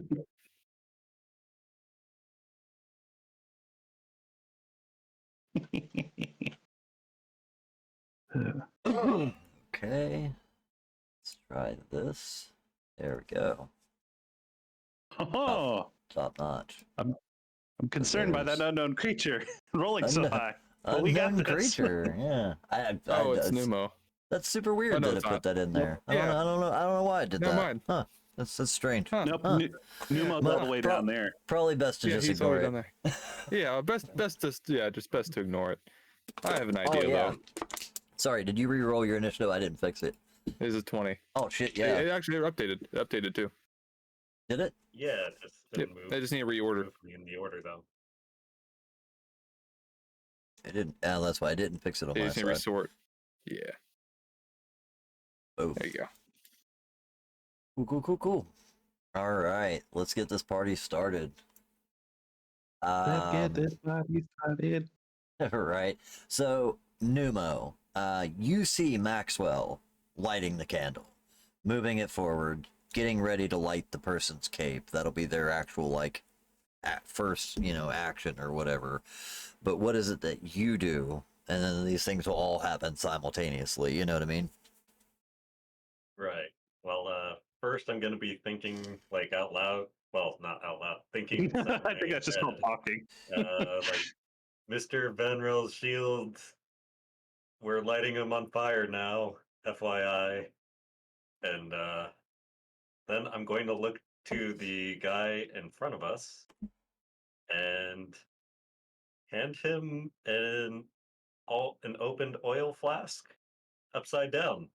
Upside And down. just kind of like tap on his shoulder, be like, here Hold you this. go, and then like kind of step back to get out of the splash range. Yep. Hey, bro, take this. Just hands him a flask. It's leaking. What the hell?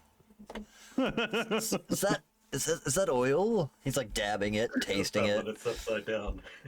Okay, so he's getting it on his face. Yes, this is going so well. It's just getting everywhere. He's dabbing it, tasting it a little bit. It's all over my hands. It's viscous. Oh no.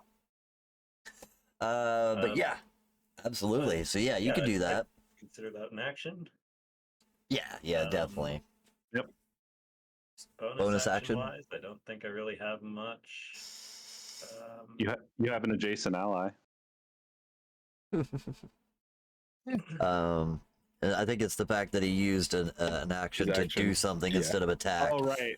It Yeah, also screws him out of Yeah. his new feature, which you guys, if you caught it at the end of last session, they all hit level 5. So there's a couple of you that now have extra attack.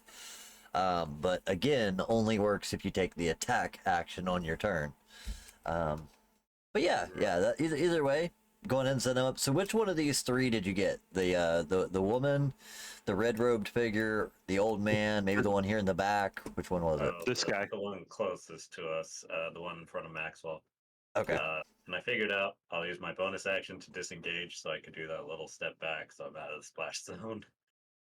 Actually, maybe if I'm taking that action, I'll move Yeah, you back might want to get a little bit further away. Yeah, you You're can gonna leave me bonus, in splash and how you nice. you can bonus action disengage, correct? Yep. Let's see here. Oh, there you go. Nice. And oh, wrong button. Also, I don't think they can hit you during the surprise round. Yeah, with- surprise round. Yeah. Yeah, they don't get reactions during a surprise round anyway, but still just for good measure. Yeah. Well, actually, to tell you the truth,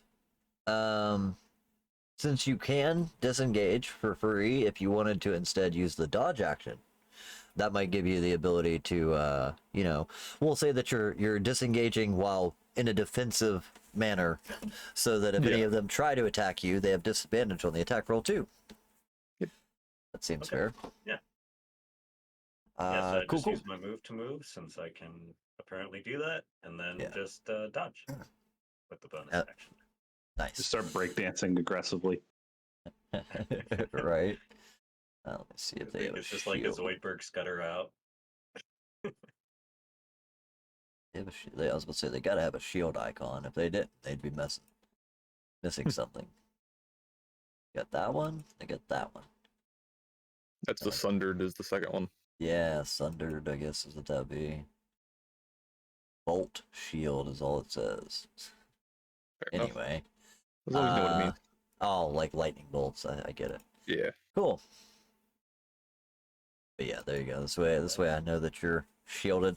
Or let's see. All right. So Maxwell, your action, of course, was to light the candle and move it up behind this guy, right? or also hand it to him. Here, hold this too. You know. While he's distracted receiving his oily gift, Maxwell is just going to lean down, hold out the candle, and just light it while chuckling softly. Nice. I love it. Do they have like hoods down that you could just like put the candle down in their hood? Oh, you know what? So like they're wearing the masks and they're down like lean down praying. I think it would be very easy to just like tuck this in the fold of one of their capes. Like literally looking at these guys' token, and this is what these dudes kind of, you know, are dressed like. There's plenty of folds and places you could hide a candle lit on their person. And these particular cultists are wearing very tattered, old, raggedy robes that look very, very flammable. Should go right up like a candlestick. Cool. Are you also moving back? Are you taking any actions, anything like that? No, after I do that, I'm going to draw me axe. Okay. And then I'm going to use a bonus action to whistle very loudly as Robopup alerts and attempts to charge straight in. Is the door like unlocked? I think I think this is happening simultaneously. That'd be about the same time I'm also bursting through it. Exactly, that's what I was going to say. Yeah, Van Roll and Robopup will come bursting in around the same time. 5, 10, 15, 20. I think it's only 20, 25. 1, 2, 3, 4, 5. Cool. He's got a movement speed, so it's actually going to move up one further space. Oh no! And go right for this dude. Yeah, 30 feet. Yeah, if you want to go ahead and make an attack. Same guy that's already on fire? Nope, he's going past the flaming dude in the back to attack. Hang on, let me highlight him again. This dude. Gotcha. And he's going right for the left bum cheek. Sounds good. That's actually a chick, by the way. You couldn't tell because of the mask, but it is a chick. 15. I don't need to look at their actual stats. Let's see. That is. Double check myself here. So before you wreck yourself. 15 is not enough to hit. Well, you know what? This is totally by surprise. You should have advantage on that roll. First off, so go ahead and make that with advantage. 18 hit. Is enough to hit. So go ahead and roll your damage. Nice. 8 points of damage.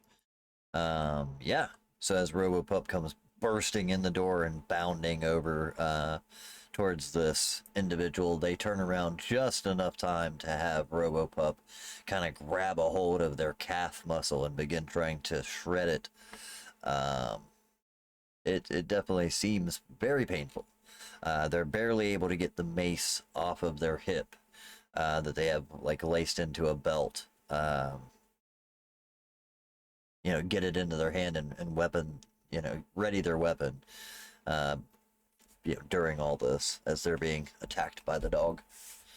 Robotic puppy. Let's see. Cool. All right. So after that, let's see. Who else do we got? Okay, so it's Numo, Maxwell, Van Roll. You'd be up next. You come bursting in the doors. Give me just a minute. I need to measure something. Oh no, everyone's too close.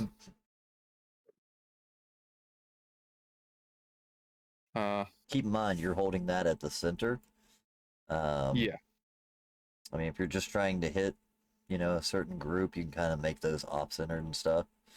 Yeah, as I said, I was trying to do like this, so I see if I could do a 20 and see if I could hit all 3 of them, but I think that'd still hit that one, and with cereal. I'm trying to see. So, would you think there a way to hit up on the wall? I always do this a little bit weird. You're using the measure tool. Yes. Let me see. Measure tool. Circle. Because uncheck the snapping. So no snapping. Start at edge, and you can do something like this. So it's 20 foot. Oh, okay. Yeah, if you undo the snapping and set it to start at the Okay. edge, so you can actually kind of like Oh, put it okay. where you want it, you could definitely hit the 3 of them without hitting So anyone yeah, else. hit 3, or would this be the 3 or 4? Or yeah, 4. Sorry, I apologize. Okay, yeah. Yeah, you can hit All all right, 4 of these well- guys. If you get something with a 20-foot radius, oh shit, you get fireball. Fuck. So Vanriel charges in through the door. With Robopup, just bashes through his. Robopup runs up. Where's my little thing? And runs to about here, right next to was it Numo, and just holds the shield up, and has Fireball just burst out of it. Gotcha.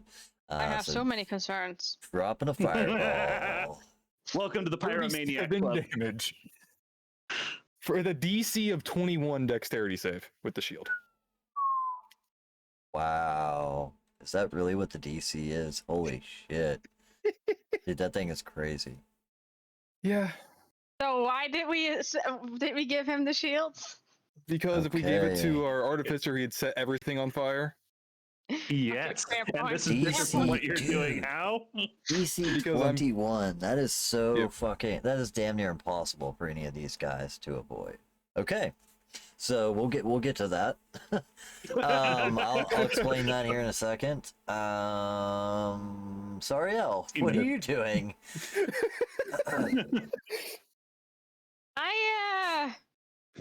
I'm kind of caught off guard on this one, I guess. Well, I'm like just, this is all happening at once, so like whatever you're doing will happen about the same time. You see a little spark fly over your shoulder and land in the middle of them. This is like you see the Okay. spark, but not the eruption yet. You might know what it is, but yeah, I don't think you've seen a It's too fireball late to yet. stop it. Yeah, it's definitely too late to stop it. I'm gonna yeet guiding bolt on that demon devil thing. All right, a might guiding wanna bolt step back on a bit. him. See, you got an enemy within melee range. I'll take a step here. I'll be fine. It might be for the best anyway. Yeah. Oh man, Splash it As over and all far that. away you can get from that. Yep. we were worried about their shoelaces. They're not Let gonna me have see if I can get a shoelaces. hit on. Oh, We're I there. don't think I hit anything. Where they're going, they won't need shoelaces. Let's see. I So with sent an them 8, directly to yeah, an 8 would definitely be a miss. Do you have any advantages left? I actually do. Let me just an option.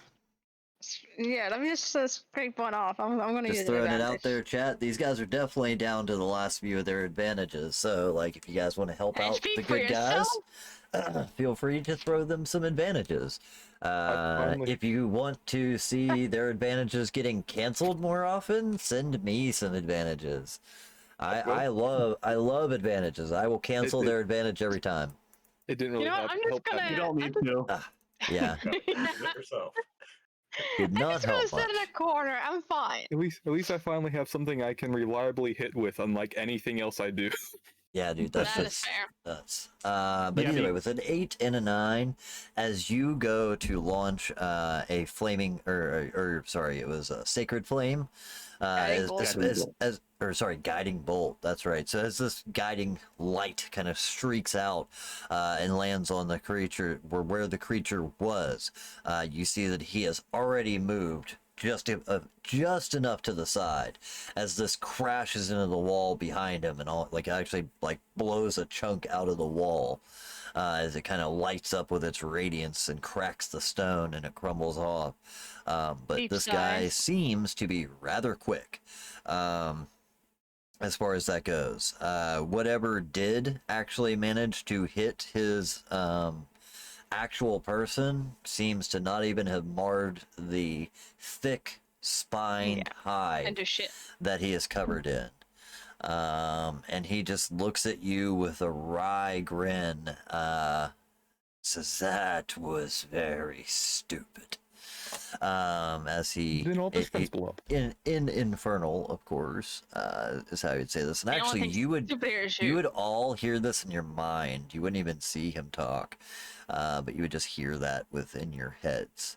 As far as that Maxwell goes. quickly yells in his head, I'm thinking of a number between 1 and 10. 37. That's not even close. You're fired. You're fired. My Yeah. shield can do better.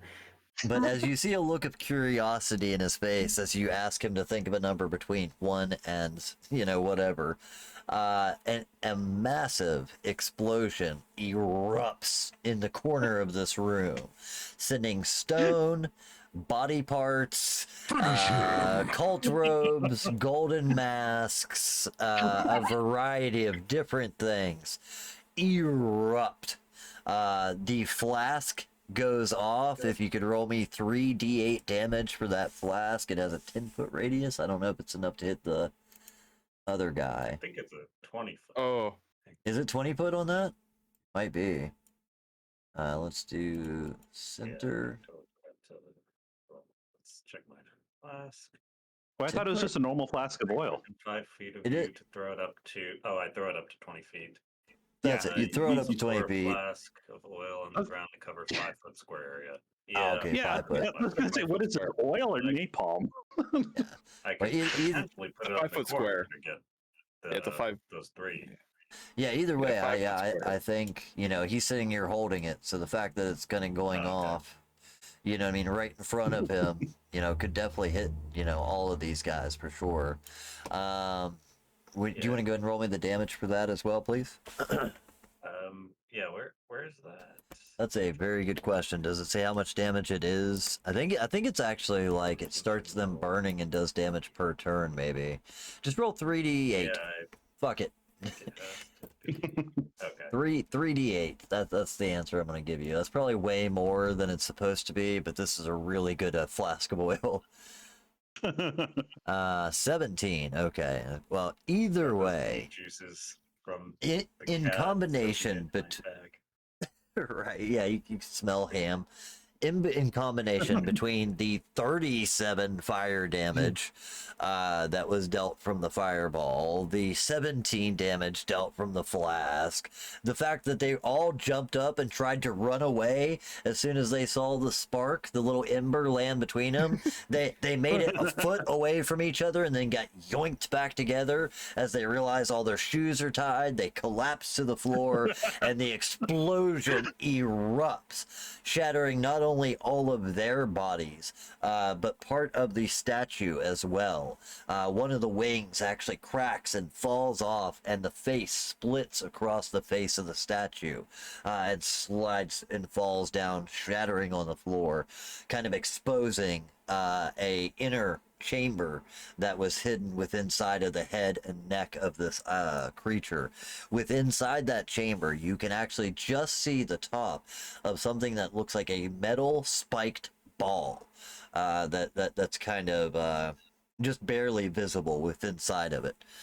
Maybe the size of a softball with spikes on it. And that is a great time for us to take our break because it's 10 after 10. But we will have this actual combat as we return. But I wanted to go ahead and get through the introductions to it and all that great stuff. But yeah, all these guys are dead, by the way, in case that didn't become absolutely clear. All these guys are dead. Yeah, those dudes did not make it long. I was worried when putting him in. I'm like, man, I hope that's not too much. You know what I mean? I'm glad then that... I came in with fireball. Yeah, I'm glad that I decided to go ahead. What would that be? 37 plus 17. Anybody quick at maths? Is that 54? 64. 167. 54. What is it? No, it's 64. It's 64. My math Because sucks. it's 47. Oh, yeah, no. Wait. Brain. You asked if You we don't were have quick. to You didn't say if we were Yeah, good. 64 damage. Yeah, 64. That's why I was right. That's why I was like, wait a moment. So they just copy and paste that into there. That's only like 5 times their health. You know what I mean? That's Hey, I want to test out my new thing. let me go. Yeah, let me go ahead and paste that in, and we'll put that in for all of these guys. But yeah, the 2 Necromites of Merkel, the Night Blade, 54. and then oh, nice. Is it 54? Okay. 54. Yeah, 54. Yep, Yeah, 40, my brain 50, is yeah. That's either way. It was most of these guys had like 10, 11. The Fist of Bane had 22, so like it just was not enough. But yeah, all of them are just completely incinerated. the metal on the face of Robopup actually turns cherry red for a second. You know what I mean? As it like heats up a little bit, you know, you can see the metal get a little hot just on the outside before kind of turning and looking at for his next target. Now with these almost like steely red eyes that are slightly like the heat waves coming off. But yeah, I think that's a great place for us to go ahead and take a quick break. We'll come back at roughly 10:25. I'll try to keep it real tight on this for this one. I'm thinking we might have to start reducing our 15 minutes to like 10. You know, we don't need that much time, just long enough to use the restroom and stuff. But anyway, we're going to go ahead and take a quick 15-minute break.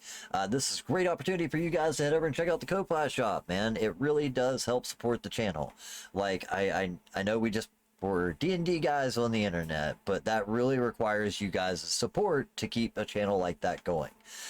So if you haven't already, please consider subscribing or head over to the Ko-Fi shop. You can subscribe there, get all the same benefits minus the ability to remove ads, but half of you have ad blockers anyway, so it's up to you. You know what I mean? It still gets you access to our Discord channel, which I've been spending a lot of time in our Discord. I've been hanging out with the community, doing private kind of streaming into there where I play a game and hang out with you guys. It's been very cool. After the games, I'll go over to the subscriber only area and, you know, discuss the game and things with the players. So definitely make sure to throw a sub at it if you haven't already. It's got some cool benefits. Or head over to the Ko-Fi shop and check out the things that you can add to the game. We just lost 4 really, 4 combatants. So if you want to send some sinister allies my way, I might just need them. But either way, we're going to go ahead and take our break. We'll be back here in 15. We'll see you guys then. Hang tight! Train! Train!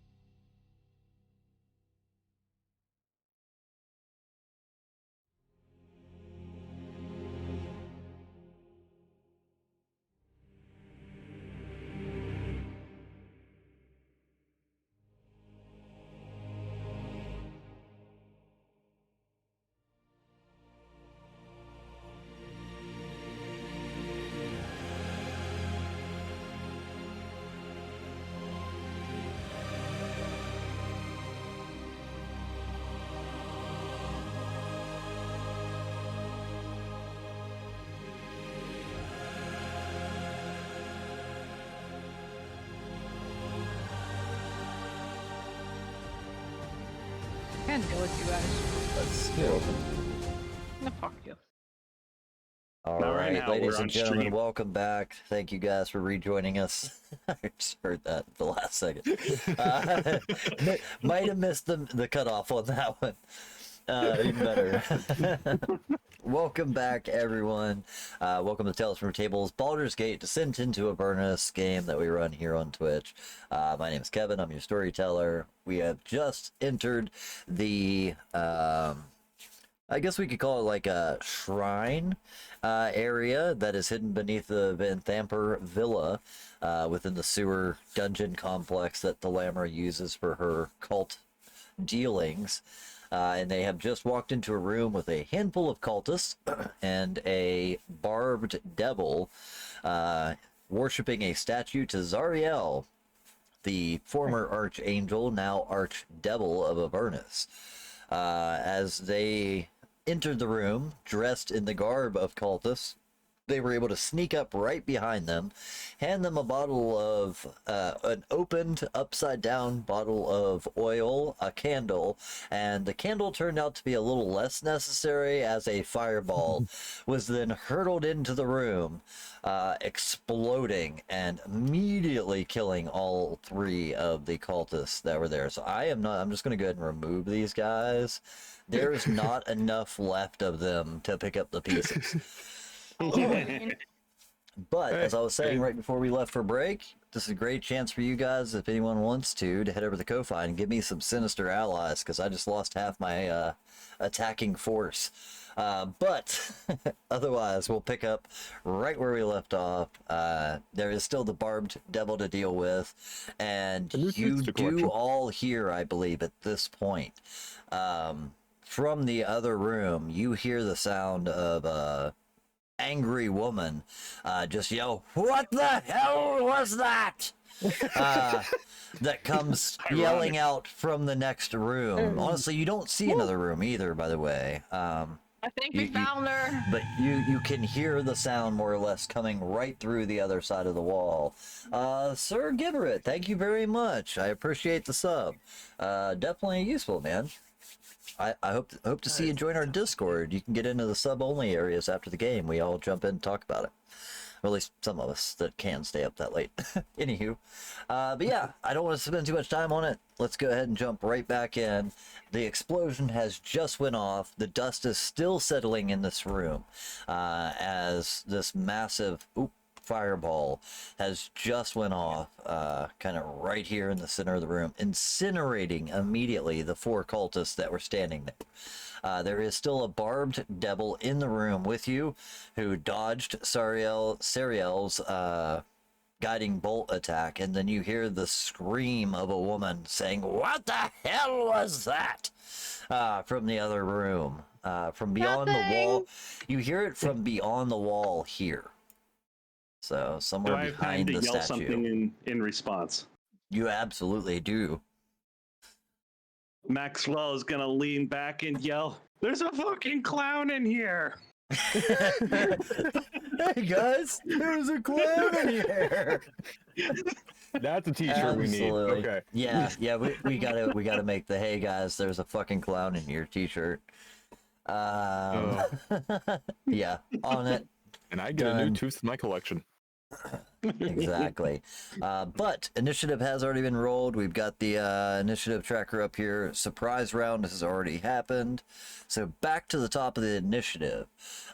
You would hear the sound of stone grinding against stone as a chunk of wall opens right here. And opens up from one room into the next. And let's see if I can do this here.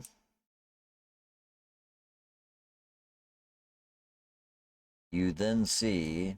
I recognize 10, that butt. 15. You see the stony visage, the stony face of a gruff, rough-looking, hard-working looking woman. Like, you would imagine... this is probably the first time a lot of you are seeing the Duke. Sariel, you had seen her previously. No, we saw her. We saw her statue. Remember? You did We all see know her. what she looks yes. So very You the see- you extremely saw- lifelike statue. You did see the wax statue that she had upstairs. But yeah, like most people might expect a duke to look soft or, very gentle or, not the type to get their hands dirty. Thalamra is quite the opposite. She has biceps, you know what I mean? She is a rather tough looking woman, almost as if she had spent a large part of her life working as a farmhand. She just has that, kind of toughness to her. And as she comes into the wall slides away, receding into itself, and you see her step out, you see her say, "Kill them! Kill them all!" As she kind of just yells it out into the room. And she actually yells, "Guards!" Kind of to the rest of the chamber. But little does she know, you have already dealt with any of the other cultists that she has at her disposal. It is her turn first, though, so she's going to go ahead and take her action. Let's see. She is going to target, let's see, Maxwell and Sariel. You guys are kind of right there in a line. She is going to outstretch a hand at both of you, and a sick purplish, purple blackish kind of smoke streaks out in a singular line towards each of you as she casts Eldritch Blast. All right, so let's see. First is for Maxwell. That is going to be a 23 to hit for 8 points of force damage. Ow. My face. And as she sends the second one at Sariel, that is going to be another 23 for 13 points of force damage. And she just keeps screaming, "Kill them! Kill them all! Intruders! Aren't you a friendly one? Thirstwell, Ow! lock your door!" Vandal chuckles loudly at that. Yeah. She says it as he starts. As they're going through things, he starts just going to his bag for a moment. Yeah, absolutely. Let's see. That is what she can do. So, Numo, you are up next. You are currently in the room with a barbed devil, and Thalamra Vanthampur herself. So, you tell me what you would like to do, sir. I think for range, for like my movement speed, I'm just gonna prefer to go to this guy here and stab the bone devil guy a little.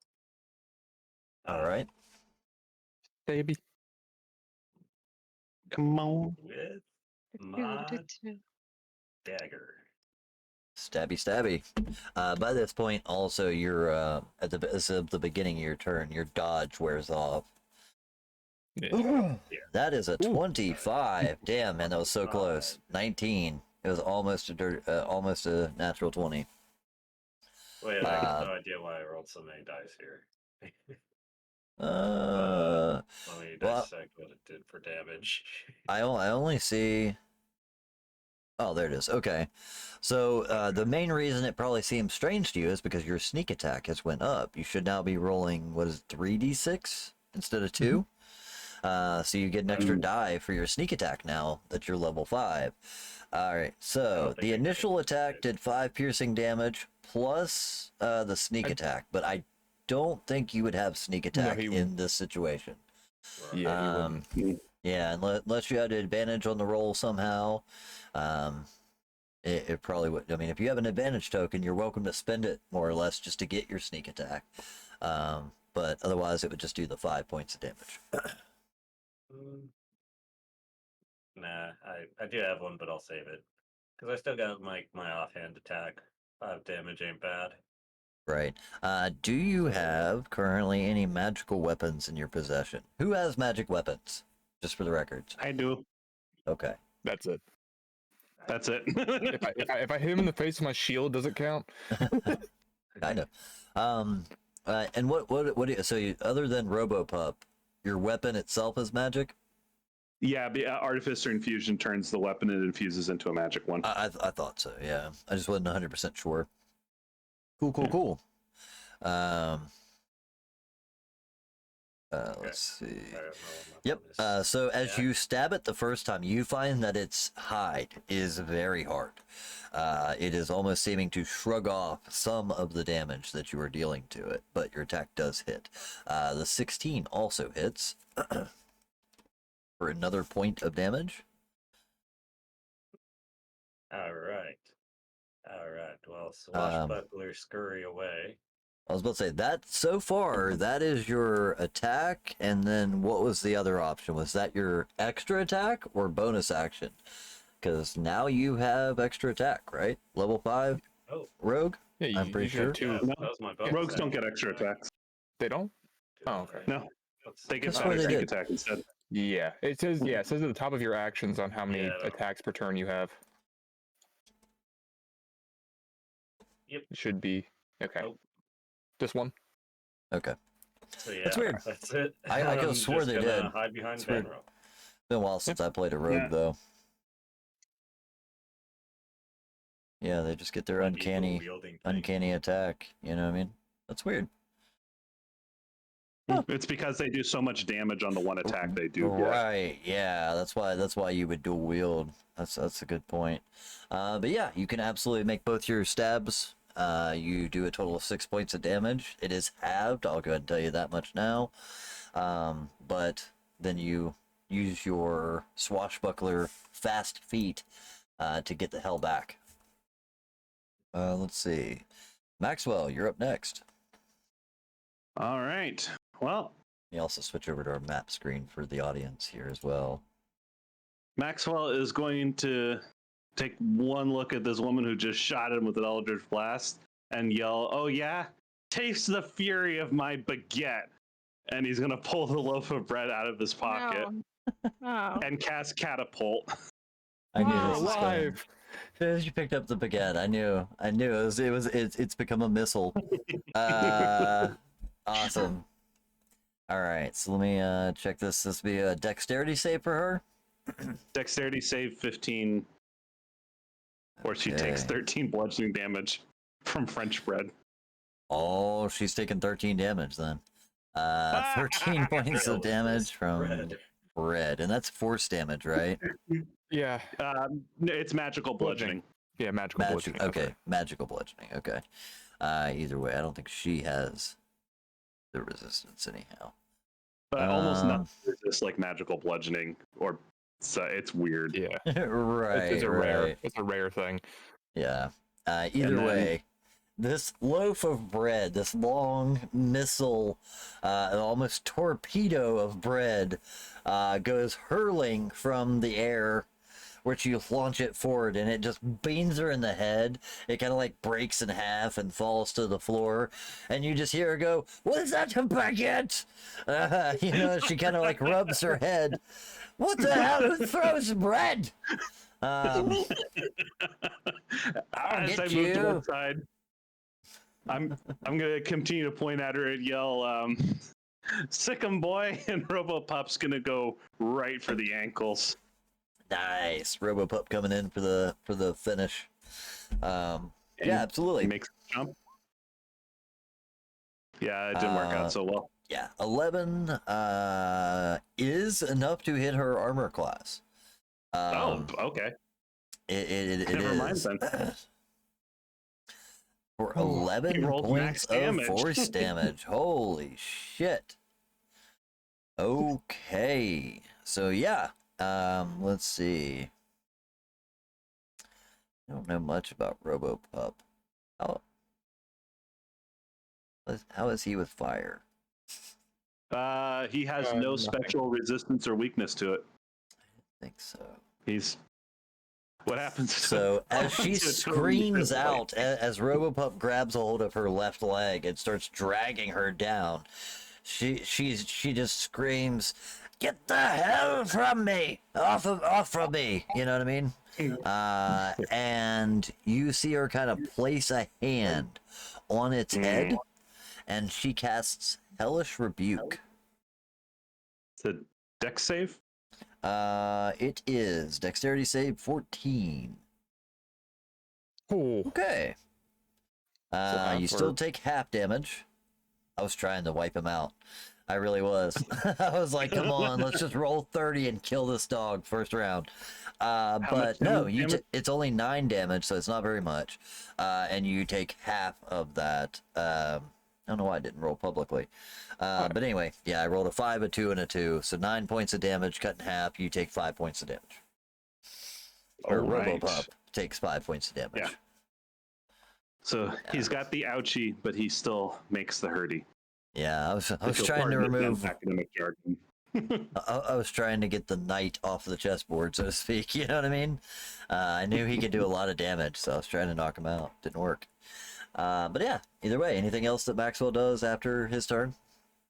No, I think that's it. I think after the magic flying baguette, there's really not much more you can do for a follow-up performance that turn. What's left at this point? In that case, it would go to Vanrill's turn. So I have a quick question. I was gonna say real quick. Was it if I were just like was it tossing the rings at her feet? The signet rings count as an action? Oh yeah. So as far as that goes, I will give that to you as a free action. Okay. I think it's cool, and I am okay with it. So what I'm gonna do, right, is I'm gonna go to where is it? My actions. I'm gonna use my celestial revelation to sprout the whatchamacallit, the spectral wings. And he's just going to walk up, like just sort of as all that's happening, and she's fine with that, walk up to here, like go down to here and then over to here, so it's not, entering that range. Look over with both the signet rings and like in the hand with a shield, and just toss both the signet rings onto the floor in front of her, and just turn and turn and just stab the whatchamacallit, the spine devil behind me. Let's see. That'd be a 16. Okay, so that is a 16 with the long sword versus the spined devil or the barbed devil. That is not enough to hit. So as your sword kind of slices across the skin, you realize that it leaves a mark, more or less. But he's almost got like a carapace, like an exoskeleton across him. So his natural, heavy hide armor is literally creating a thick armor around him, and it's 16 is not enough to hit. But as you kind of take the moment to throw those rings at the feet of Thalamrovanthamper, let me go ahead and give her an insight check to see if she can piece this together, what she's looking at. Do you say anything with it, or just throw them? I was going to do after my second hit. Oh, go ahead and make your second attack then. Yeah. Good. He's just going to toss him, turn around, and try to see if he can. Oh, yeah, no, that's not doing anything. He just turns, takes a few swings at this thing, and sort of, and as he, as he's in the middle of a fight, he sort of yells back, "Recognize those!" Yeah, absolutely. Go ahead and give her an insight here. This will be a real easy insight. She should know her own family rings, but to see if she gets the implication here. For some reason I rolled religion instead, but it is the same. Oh yeah, actually insight would have been 23. Looking down at them, you see her go from a very confident, smug look on her face to one of almost disappointment, and then immediately filled with anger. As she takes a look back at you and she says, "Those kids were good for nothing anyway, but they were my children, and you will rue the day that you ever crossed the Vanthamper." He sort of just turns and looks directly at her for a moment, keeping his shield up from the spine devil, and just goes, They're still alive. For how long, we'll see. Not to me. Not if they let you pass them. Yeah, or let you pass. You know, essentially, it's her idea. Like, she's ready to write off her own kids, but you can definitely see an anger. Like, you did shake her. You know what I mean? She might be like, fuck those kids then. You know what I mean? They were useless anyway. But, like, it does affect her. And you see it kind of, you know, there's a balance there between what she's saying and what she's actually feeling. I'll just tell you that with your passive insight. You got, what is it, 20? You know 18. what I mean? Yeah, 18 passive insight. You would just know it. Yeah, he just sort of looks at her, raises his eyebrow, looks over at the pile of ashes from the fireball, back at her, then back at the pile of ashes. Do you want to be next? That's like, Maxwell chimes in. Strong words for someone who can't dodge a loaf of bread. That's great. But yeah, anything else that you would like to do on your turn? That's all I really got. Yeah, I will go ahead and just throw it out there that for the next at least round, any mental stuff that she's got to do will be a disadvantage. She is shaken by it. He was just sort of whatchamacallit. Yeah, he's like just sort of looking over the pile of ashes, like let them get, let you get by. I just kind of like, there's 4 dead people right there. Okay, yeah. Right. This guy is going to more or less move around you, but still stay within your range. But he's going to kind of sidestep to put himself. He is, you know, noticeably guarding the room and trying to gather everyone to him instead of her. He is sacrificing himself more or less. Yeah. Well, let's help him out. Yeah. Hey, I'm sure there's definitely some opportunities there. Let's see. I just got to make sure I know all of his stuff. Blah blah blah blah blah. Okay. He is going to make a series of attacks at Vanroll then, since you're the one standing there. Bring it. Natural 20, natural 20. Come on. With well, I'm just thinking with your 22 armor class, that's probably the only way I'm going to hit you. Yeah, but it's going to happen. It's going to happen. I know it. It is pretty common. Let's see. It's my perfect enemy at this point. You know what? Actually, he has a ranged attack. So he's going to put one at you and one at Sariel instead. Just since he can do it. You know what I mean? Trying to make sure I got this right. Yeah. So actually, he'll melee with you. So let's do that real quick. He has a total of 3 attacks. So that's a 25. I hit. Holy shit. Yeah. I rolled a 19. I rolled a 19. Yep. Why do we even give our paladin armor? So it's kind of funny. So, well, I will say I got a 19 and a 1. So that's a 25 and a 7. You know what I mean? Versus your AC. All right. So 1 hit. The 1 does hit. It causes 4 points of piercing damage. Oh, okay. From 1 claw. Yeah, he gets multiple attacks, so they're not very strong. And then you see as he kind of turns and hurls a flame towards Sariel as well. That is going to be a 12, so not enough to hit. But yeah, you see the small mote of flame that hurls in your direction and kind of streaks past you. It's like a ball of fire about the size of a softball with almost a comet tail behind it as it streaks past and just slams against the wall, fizzing into nothing. But it is immediately your turn to retaliate, Sariel, as he lobs that in your direction. Actually, I should have rolled that with disadvantage because it was ranged. Still would have been the same. But, the imps hurt more than you. Yeah. Oh, that is insulting to the devil. You just watched him, like, his face just dropped. He looks very sad now. You know what I mean? Yeah, the imps hurt more than you. He's like, oh, man. I am gonna do something probably very stupid, but I'm totally ready to do so. Goes I'm for gonna move past him, knowing that he'll probably get an opportunity attack. To get close to this thing here. The woman. Okay. Does he get an opportunity attack?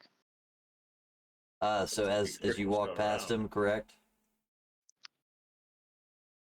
Or is he too depressed by being compared to an imp? Like there was enough room for you to go around, I believe. Yeah. So like you don't Yeah. have Yeah, to there put was. yourself, because you Okay. were like right here. So that's the wrong one. Where's my line at? Yeah, I was there. Yeah, you could have kind of came this way. You know what I mean? I So just, it's fine. I just, yeah.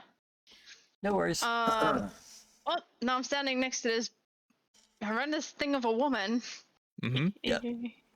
You can guess what I want to do. Very masculine. no, you know what I mean? don't kill she her. No, she we don't literally kill has guns. She looks like she's probably like the type of a person that split a lot of wood in the last year. You know what I mean? Like Oh, Yeah. she's got forearms. You know?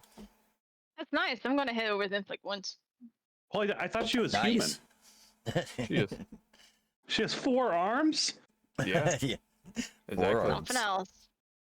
Oh, dude, king of the puns. Oh, yeah, King- never mind. king of I the puns. absolutely don't hit at all. Yeah, it does not. You go to grab her face, and she just immediately Uses like those shoves you forearms. away. Side steps. Yeah, that forearm, the forearms, come up in like a judo, hiya! You know what I mean? And she immediately just deflects you being able to actually get any purchase on her to cast the spell. Is there any bonus her actions skin or looks anything that you younger. would like to do? No, we're good. Gotcha. Let's see. Moving on, Alejandro would be next, but he's not here, so it goes back to her. Now that you are actually in melee, essentially with her, and after she deflects that attack where she throws her hand up, slaps your hand away, as she pulls it back, she comes back in with a fucking like a haymaker from up high to down low to try and bring a fist across your face. Let's go ahead and roll this. Roll dice. That's going to be a 17 versus your armor class, so still not enough. Nope. And then immediately follows that up with a left uppercut. That is going to be a 22. So That hits. the overhand throw misses, but just right behind it, she comes up with a haymaker, I keep saying haymaker, an uppercut, Backhand. and catches you in the jaw for 4 points of damage. Oh boy. Cool. I'm Yeah, still standing. She didn't even pull a weapon. She just raw fists this woman. Whoa. As you say, nice. As you say, I'm still standing. She says, "Only for now, sweetheart. Let's do this." Aw, And you you see her call like me a crack her sweetheart. knuckles. She looks incredibly frustrated. Any sort of foolishness or nonsense like jesting or joking is beyond her. Taking her off. Yeah, you can just tell that it's just irritating her that much. Yeah, she's already heavily frustrated. Let's see. You know, your son did look very cute when he was in my lap. Oh. That's the worst threat I can imagine. What? Oh, I don't even know if that's an insult or what. I mean, You What does it look count like as? the type that would have my son between your legs. that's the insult. That, yeah. She knows what type of son. She knows what her son is. She ain't dumb. Numo, it would be your turn though. Okay. Hey. I think what I'm gonna do here. How much movement do I got?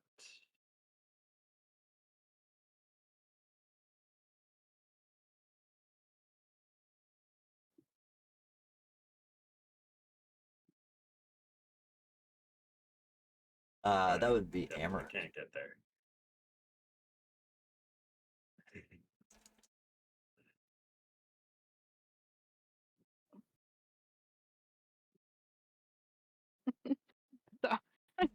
fucking weird.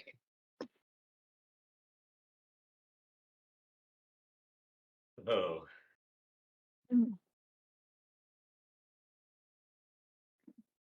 I'm. Did we get you a bow yet? Oh yeah, I have a bow, sure. But Yeah, we did get him I one. think instead of like using my weapon, I'm gonna get that unzip my bag a little and Oh throw my. it over this guy's head and really agitate the cat. Oh, no. Hang on. So a Tressum is a magic creature. Does that mean its claws are considered magic weapons? So That could help me out. you're using the cat as an improvised weapon? Is that what I'm hearing? Like he's trying Well, to anger the explain cat so this. it'll attack the spine devil, I think. Oh, I mean, the okay. cat's in the bag. I'm throwing the bag over his head, and I'm just like, shaking up the bag. So I'm sure the cat's pissed. Yeah, definitely. So you've taken off the backpack, you shake it real good, and then you throw the bag like above it and over or at the barbed devil. Yeah. Well, yeah, pretty much over. Okay. Let's bring the cat in here. We got to have that. I think I know. Halfway out, you see like the bag as it's tumbling in the air. Some of your items kind of spill out also, but you see the cat kind of burst out, wings outstretched for the first time, and it looks like it's almost in a rolling flip as it's coming out of the bag, but rights itself using its wings, and like with very slow but very heavy pumps of these wings, it begins keeping itself aloft, but like it almost looks like a hot air balloon with too much weight on it. It's like oh god, I haven't done this in a minute. You know what I mean? You can tell that it can carry its own weight, but it's just been a while since it has had to do so. And as it kind of like shakes its head, it finally gains focus now that it's upright, and it is looking directly at this barbed devil. I'm gonna have the Tressum make an attack. Might be better than my. Let me dagger, see. So. Yeah, go ahead and still feel free to do your stuff, of course. I mean, I'd assume that would count as my action. Probably won't get 2 weapon fighting out of that. So I'm trying to remember. Do all bards get that like one free interaction? Rogue? You mean Or rogue? yeah, sorry, rogues. Yeah, duh. But, no, I don't think I have like the free inventory interaction or whatever that is. Well, the question is, does an agitated cat count as a light weapon for the purpose of dual wielding? I think if you wanted to do it that way, I would absolutely count that as like your bonus action to throw the cat. You know what I mean? So you could still take your main hand attack and swing it. You know what I mean? Oh, we'll count that as a dual wield. You know what I mean? I'm okay with it for this purpose. Well, so follow-up question. Would this particular cat still count as a light weapon? I mean, if you were to like grab it by the tail and swing it, sure. Poor cat. I'm trying to find the stat block for Tressum. It definitely has an attack. Let's see. Poison. There it is. Claws. Okay, it only does a little bit of damage, but this is a big fat boy, so let's roll a d20. And you counted this cat as my bonus action? Ooh. Yeah. They mentioned he was counting as a bonus. Let's see. It does have 2 claws. I'll give it that. It has 2 claws. We'll do both. I'll roll my best here. So as the cat comes up, like the first paw seems to swat, and it's kind of lazy. The cat's kind of, still a bit disoriented. But as it does come through with the second claw, you see it kind of rake the eyes of this creature, who now has a little tiny kitty scratch mark right across the bridge of his nose. And he does take a point of damage. point. Okay. Ooh. And I guess the other thing is as flexible as you've already been with me on this, having three allies around this guy. Would I be able to get an advantage on my attack? Oh yeah, that's actually that I am absolutely on board with that. That's the rule I tend to go with is 3 allies. This would make the Tressum would make the 3rd ally. Yep. Okay. Nice. So that's a And 19. with That's enough to hit. And So you get your an sneak attack. advantage. And an advantage even means sneak attack either way. So I assume a 19 hits. The rogue is starting to rogue, ladies and gentlemen. It does. A 19 does hit. It is still halved damage, but you still do 11 points of damage with that sneak attack. So, like, you could tell that its skin is just resistant to non-magical items. But yeah, that's still a hell of an attack. I think that's the biggest like single attack you've got to make yet. Yeah. After at least level for a 5, while. the rogue gets really good after level 5. You know what I mean? And I don't even think that was like a max hit or anything. No. Let's see. And then, hang on. Does my swashbuckler count as a bonus action? That's It was a 5 for 3. The first attack was really good. That was a 6 though.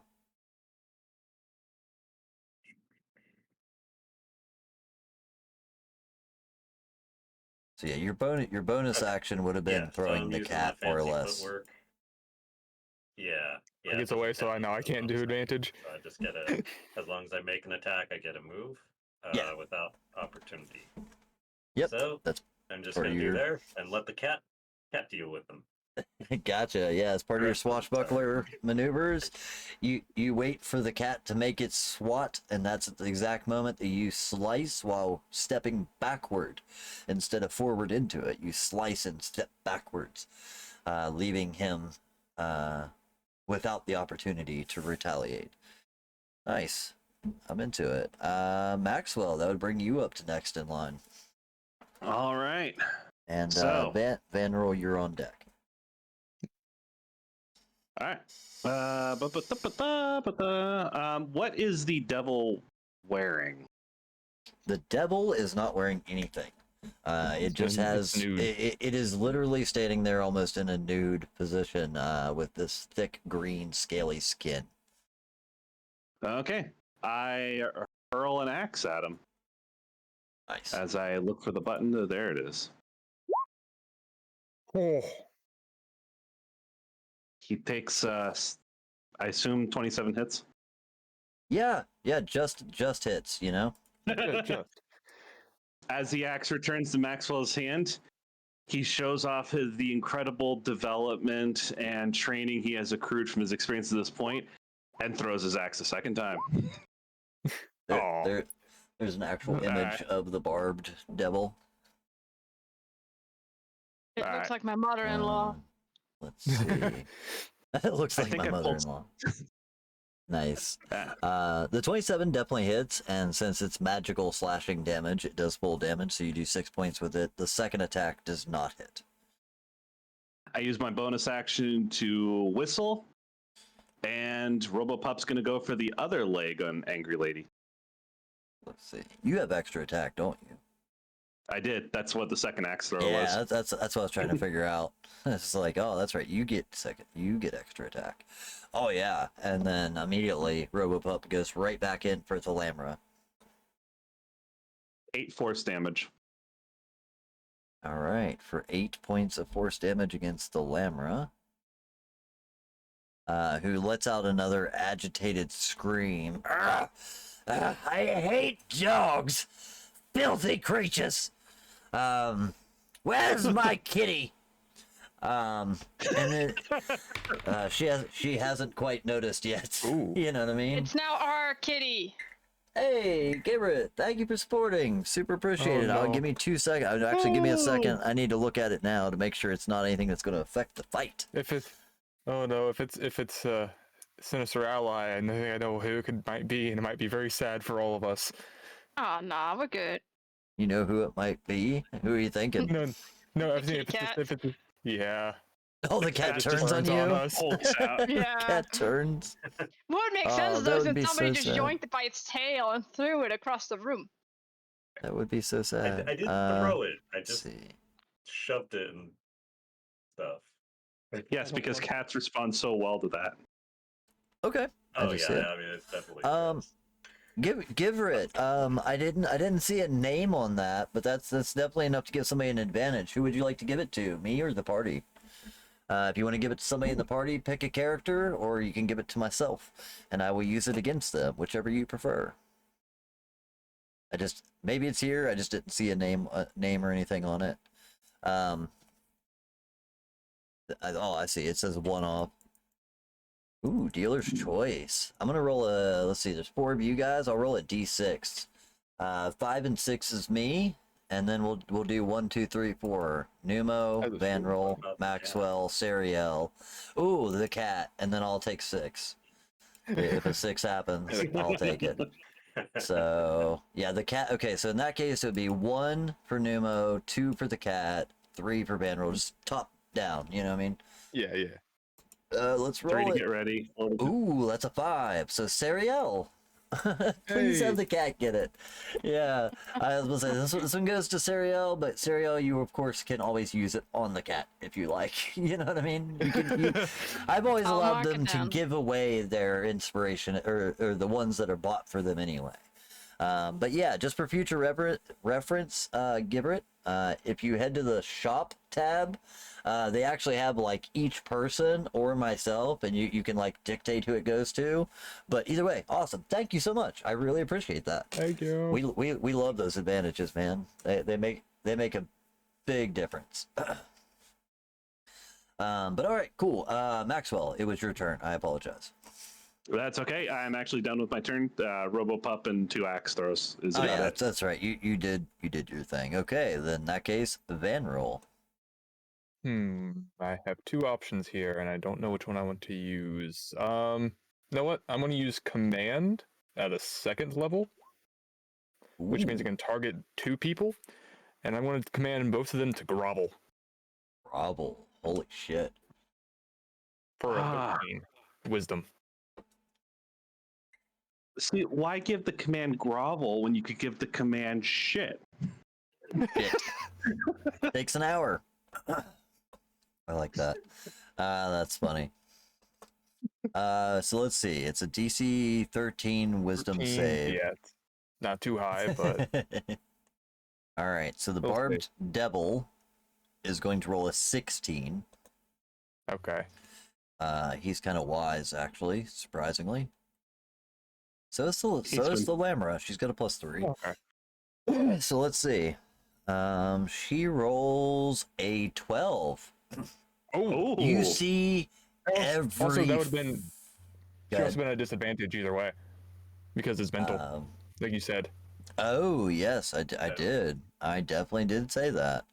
Either way, she failed it, but I'll roll it just for the sake of rolling it. Oh yeah, no, I just remember. Other side was a 22. Yeah. But No. yeah. Oh, that's funny. So frightened or charmed, she has advantage towards. So it would have balanced out. It would have balanced out anyway. But you see as every fiber of her tries her damnedest to resist. Just beads of sweat on her face. The veins in her neck and on her arms are at full like peak. You know what I mean? She's got arm pump like a gym bro. Straight out of the weightlifting area, you know, but she slowly, you see one leg thrust itself to the ground, followed by the other, as she goes down on both knees, and falls, puts her head down. Yeah, she is not happy about that. She's pissed. Technically, where he threw the rings, she'd be groveling, looking directly down at them. Yeah, you see that as her hands hit the ground, literally, she is in like a triangle pose, where her hands and her face just directly above the rings, having to stare at the 2 signet rings of her Let's children. go. Hell yeah! Is there such a thing as a Hey, thank you for morale the saving sub. throw? Appreciate it. Von Mortem, thank you. Love them subs. All right. Yeah. So that's anything else on your turn, Vanroll? That's a solid action. Can't really do too much with a bonus action, so I forgot you had command. you know what? Just because of how you roll, I am going to use my bonus action to use a level 1 spell slot and cast Shield of Faith on myself. Awesome. Yeah, that works. I now have 24 armor class. Let's see if 24 armor class. yes, a 24. Knowing you're still probably going to get a natural 20 or somehow get like a 26. I rolled a 19 earlier and it got to 25, so there's only 19s and 20s that can hit you now. Yes, so yeah, but, yeah. but I'm not doubting it. Oh, I roll a lot of natural 20s against you. I definitely do. Yeah. I don't know how, but I keep getting nat 20s on you. All right. Cool. Gotta try my strategy and body block with the cat. Yeah, let's do this thing. So let's see. The Barbed Devil is going to turn on... Oh, you know what? I have to. I don't have a choice. Close. Oh no. It is going to make 2 attacks at you, Vanroll. 2 more claw attacks. Yeah, let's go and roll those up. That's a 15. All right. And an 18. So 15 and 18 both miss, but as you see it is focusing, thank you. Totally anonymous. I like that the name says totally anonymous. Like somebody wrote that in. That's amazing. Give me 2 seconds and I will absolutely check that. Thank you. Thank you for all the support tonight, guys. It really does help keep the game going. So let's see. So as he is clawing at you, you see the long, leathery, whip-like tail from behind it swat at the Tressum. It's trying to attack Slobberchops. And that is a 22 versus this poor little cat. Let's see what Tressums have as far as Someone HP. save the cat. I will try to heal it if it's not Not dead immediately. Slobberchops. Can I cast Revivify on the cat if it dies? Yeah. Within a minute, you have to get there in a minute. It is an NPC, so like it would technically not even get saving throws. If it hits 0, it just dies. But you could cast Revivify still. Like Revivify still works, but like NPCs don't get saving throws. You know what I mean? This one maybe a little different. It's part of the cast. I don't know. Either way, let's go ahead and roll it up. Oh wait, I did. Okay, so that was 15 points of piercing damage. You see Slobberchops get slapped so hard he bounces off the wall and collapses on the floor. No. Over in the corner. Not the cat. Let's see. Wait. Who got the advantage thing? You can who got the use the disadvantage. Use the disadvantage. Does that work? You could do that. Yes. You could give him the disadvantage. Yes, Okay. I do. I will re-roll the attack roll. It's still got a pretty decent plus. We'll see. Yeah, but we can try. Oh shit! A Tressum's armor class is 12. Second roll was an 11. Slobberchops survived. We saved the kitty cat. Yeah. Yeah, there you go. That's absolutely give it. That is 100%. Thanks to you that Slobberchops is not dead. You know what I mean? Absolutely. Well spent points. That is amazing. Now let me check our Ko-Fi page. I just want to thank you guys for all the support, by the way. Let me see what else we got here. Oh yeah. So totally anonymous. Give that cat advantage, and then another one for Slobberchops. Slobberchops now has 2 advantages. Oh, that's great. Oh, that's amazing. So technically, if you, I will say technically, if you wanted to, no, this came in afterwards. You've already spit yours. It Yeah. happened. It happened. I was Yeah, gonna, I I was don't gonna care. say Can that I- like the it had cat- him, but yeah, it's all right. I don't cat care. can now I do got plenty of dependent on points. us. Slobber Chops It's- is the cat. It is actually a tressum. Let me go ahead and pull this up Yeah. here. Slobber Chops was Thalamra's cat, but Was. as they came through the estate, they befriended the cat by feeding it. It's a big fat Persian cat with wings. So it's got like half an ear missing. It looks grizzled. Like it's definitely a junkyard cat. Agent Jack Bowers from sunny Philadelphia type grizzled cat. You know what I mean? Like, damn it, Jack Bowers. But yeah, a grizzled old kitty with half an ear missing that they have befriended. That's amazing, though. Slobber Chops.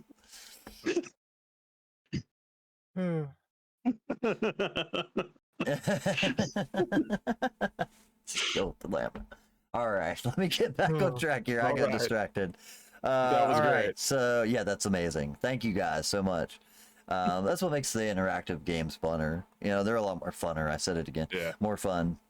All right, There we so go. oop, I went one too far. Yep. Sorry, Al. It is your turn. I don't like this. By the way, Thalamra, even though she was locked eyes in fisticuffs with you, has now unwillingly dropped to her hands and knees and is on the ground right next to Robopup, about the same height, but has prostrated herself on the ground in front of you with like, she's got her hands on the floor, her knees on the floor, and she is trying to she's using every bit of her willpower to keep from touching her nose to the concrete. The stone floor, you know what I mean? But you see that her eyes are fixed upon the signet rings of her two children that were thrown at her feet. So you have advantage on any melee attacks against her, even magical melee. That, or we can get. It's disadvantage for ranged attacks, but Yeah. yep, she No, is. no. I don't go for Yeah, I was range. gonna say. Did you know inflict wounds is a melee spell attack and therefore It benefits absolutely from is. proficient? It is? We need to speak. Mhm. Yes. Well, in that case, guess what? Yeah, you would have advantage on that attack roll. I believe you also have a third level spell slot. Just saying. Yeah, that was the plan. Thank you very much. Oh man, Gonna make her face more beautiful. devious. But yeah, feel free to roll the attack with advantage. Oh, That's one. Okay, there's 8. Yeah, I'm trying to roll. Hold on, it's giving me a. I don't hit shit today. I can't even touch them. Oh no, no. Enough, That's though. crazy. That might be enough, actually. That Wasn't 11 enough? is actually enough. The 8 is not enough. The 11 is. I'll just go ahead and tell Oh, you thank her God. armor class is 10. She's not wearing any armor. She is simply wearing the outfit that you see in the image. Yeah. You know, she's just wearing her typical formal, wear, like the clothing of a patriarch in Baldur's Gate. So she's not armored. An 11 is enough to hit for 27 points of fucking damage. Holy shit. You see, as you kind of like reach down, and she's like I had already mentioned, on her On the hands and nose. knees, on all fours, she is on the ground, and you just reach down and kind of grab the chin, lift it up, and place the palm on the face. As you just start watching the black veins spread out from your hand, the sweat on her head becomes half bloodied as she is bleeding drops of sweat, or sweating drops of blood. From the stress and anxiousness trying to resist this magical command, and she takes 27 points of damage, which definitely reduces her to a bloodied state. She is not feeling well. at this point. So let's go ahead and Oh, put I'm the blood. sorry. Did that hurt? I will kill you. It's just she barely is able to mutter it out, against the command. But yeah, she is looking pretty rough. Not like on death's door, but very close to it. But yeah, that hurt. That was half of her HP at least. Good enough to me. Awesome, incredible attack. Anything else that you're doing on your turn? Nope. All right. Yeah, that handprint is not coming off. Let's see. Numo. Oh, no. Wait, Suriel. I had the wrong order here. Alejandro. I wish I could take out. Isn't it her? It's her I hate- turn. Yeah, it is. Yeah. I hate that they don't let me take out the other people. How Yeah. long does command last? To the In- beginning or if- end of her turn? Let me double check real quick. Did I Yeah, if you click don't the mind. button? It didn't. Okay, one second. I didn't read it there. So I don't know if it's in the chat or Um, not.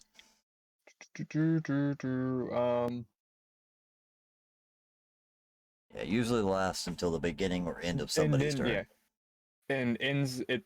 So the target falls prone and ends on its turn. So so basically, its next turn is ended. Okay, so falls So prone. basic. Let me take a look at it here. Sorry. So basically, Just yeah. so This I know I'm getting it right. I think so. All right. Let's see. Let's see here. It was command, right? Yes. Yep. Because if Or it was fall. their turn, it actually, would so be. yeah, she shouldn't have fallen prone until just now. Okay. That's fine. We just went ahead and did it. Yeah. You know what I mean? That's fine. Yeah. So yeah. So you speak a basically, one-word command to a creature you see. The target must succeed on a Wisdom saving throw or follow the command on its next turn. But I went ahead and had her do it, so we'll have her get back up now. The spell has no effect if the target is undead. Okay, etc. Grovel. The target falls prone and ends its turn. So since I kind of preemptively did, I will also take away her reaction and her bonus action as well. But I will go ahead and let her still make her attack since we kind of did it a little early. Just to balance it. And I was gonna say Sariel gets her inflict wounds in, so I think that works out. oh yeah, dude. Yeah, and inflict wounds, that was heavy. And if it wasn't for the advantage, she wouldn't have got it. Yeah. So let's see. She could make some Eldritch Blasts. Or she could try to punch you in the face. Decisions. Yeah. Hellish. The problem with the Eldritch Blast is that you would have to do so at disadvantage. And you kind of see her as she's looking at you. She has her eyes fixed on you, Sariel. You see her eyes actually drift about 2 inches to the left of you. And you see a look of pure heartbreak as she looks over and sees her cat. Her family cat, her baby, Tressum, Slobberchops, is currently helping fight against her. She seems you pretty like our new broken, addition? but that does make her come to her feet. And as she does, she is going to throw 2 hands at you and try to do Eldritch Blast twice against you. It's both with disadvantage, but she's going to try her best. So first attack. Oh god, terrible. That's a 9. Second attack. Come on, roll well. Is a 19, even with disadvantage. It was a 19 or a 25, so that one hits, right? No. I think she No? has shield and a plate. I'm armor class 20. Oh shit, you Oh are. my That's right. God.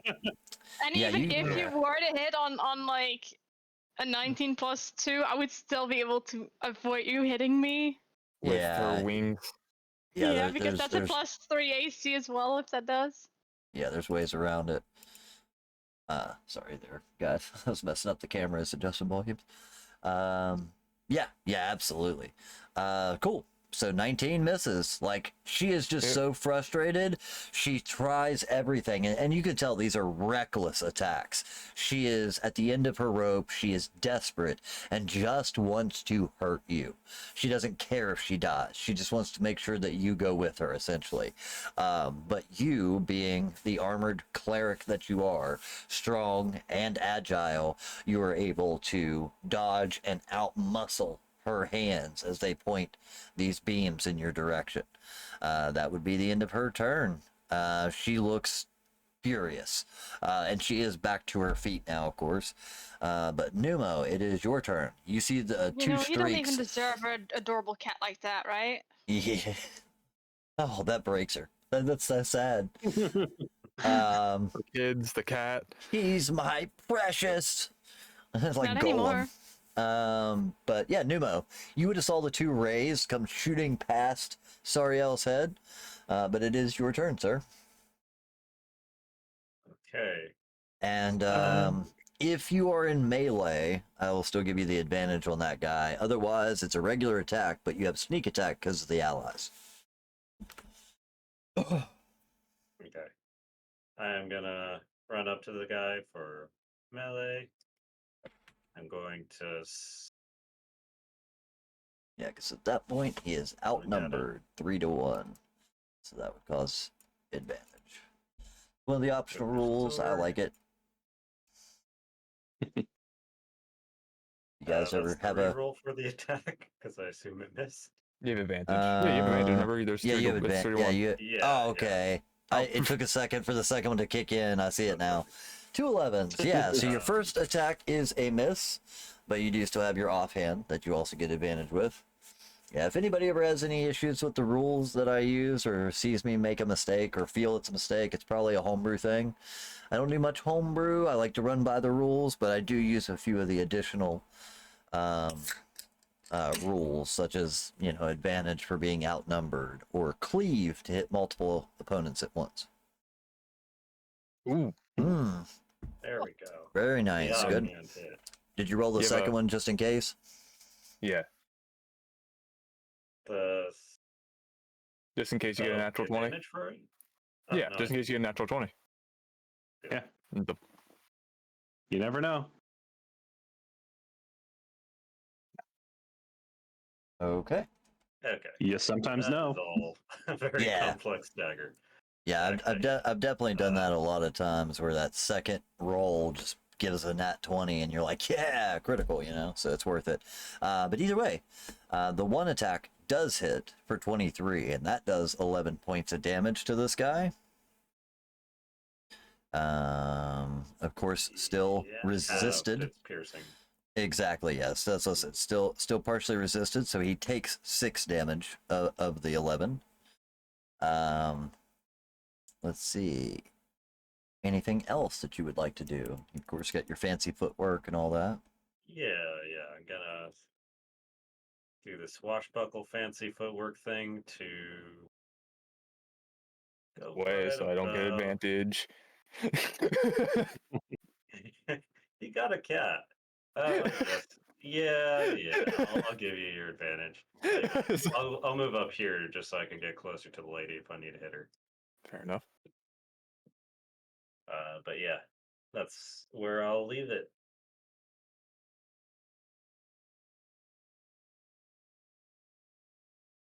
All right. Well, Maxwell would be up next. Yep. Yeah, you are correct, Maxwell. If you would like to go ahead and take your turn. Yes. All right. So solid turn. how's this lady's not looking too hot, right? She is looking terrible. She is not. She wasn't hot to begin. She's not doing well. As far as that I'd goes. say any and all things that just happened to her aren't improvements. So because lulz, Maxwell's going to run up to her, flipping his axe around to use the other blunt side of it as he goes to inflict non-lethal damage to try to knock her out. Nice. So going in for the non-lethal. Interesting. Yes. Okay. So 24 would definitely hit for 6 points. She's still standing, and like I said, she's rough, but not. I mean, like she's still got a few points left. But Beating her head she's in. below a quarter of her health, but she had quite a bit to start with. I go for another bunk. Okay. Hey, 18 good? for 11 points of damage. At this point, it is all she can do to keep her eyes open. I'm just going to go ahead and say that again, she has almost kind of fallen to one knee and is half bringing herself back up. So not prone, but it is just barely hanging there. Her arms are loose and limp in front of her. She's breathing heavily. She has gashes and black veins streaking from a burnt handprint on her face. She is on death's door. And as she just kind of looks at you and she takes one look like dead in your eyes and she just says, "I'll see you in hell." And as she coughs, blood like splatters on your chest. Well, actually, you're really short, so it'd be on your face. As she coughs, you see blood start to trickle out of her lip. She is barely clinging to life. But if you want to go ahead and take care of, y'all want to decapitate her too, so I can keep her head as well? We yeah, need to talk to her. you used your bonus Okay. action, didn't you? So does he still get an attack? Oh, you have extra Yeah. attack. That's right. Yep, you got I it. have extra attack. So I was having to look up something just to verify in the rules, and it only requires a melee attack. It doesn't require it to be with a weapon. RoboPup is going to somehow go for a non-lethal bite to knock out. Do not ask me to explain how this works. Absolutely. You can just Also, headbutt her. give her. Okay, Thank you you so headbutts her. much, man. I seriously appreciate the continued advantage and support that we are getting for Slobber Chops, king of all There's Tressums. another one. It There's is, another one for it Slobber. is 3 more for Slobber Chops. Slobber Chops is currently up to 5. Yeah, I'll just put it in here. Yes. Is up to 5 advantages. This cat will never die. It looks like it Yes. couldn't die. Like it has been through hell and back and still somehow we- lives. We need to Nice. give it a class after this. It's gonna level up. Yeah, needs yeah. I It already needs. told you, if we need to, It's man, a I'll fight. fucking... It's a fighter class for sure. Another Ooh. barbarian. So Steel Defender, that is a roll of 10, 16, and Yeah, it's 10. It's a 16 to attack, and then a 10 if it hits. Oh, 10 okay. damage. I completely understand now. Yeah, I see it. Yeah. So as she looks down at you, you just hear her kind of cough. Again, spits up blood. There's blood running down the side of her cheek, and she just says, "I'll see you in hell." And at that exact moment, RoboPup, tell me how RoboPup knocks her the hell out. I'm kind of curious how he does it. He just runs up, and he's literally made of metal as he headbutts her. Donk. Nice. So she's looking at you. There's just a big metal whack sound that comes in as he lifts up his head and just slams into her. And she falls prone, unconscious on the floor. I turn to Sariel and just say, "I know you want to kill her. Don't kill her.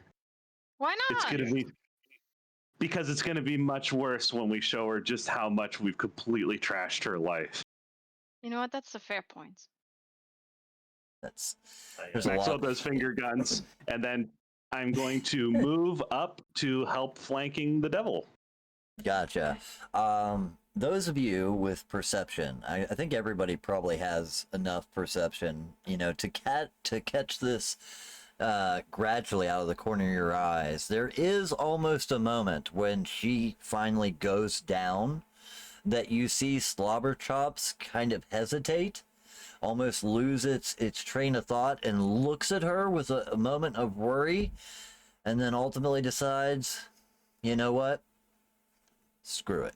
It's time for something new anyway. You know what I mean? She was never she just stuffed me in the kitchen and left me there. She never brought me down to play in her cool underground dungeon.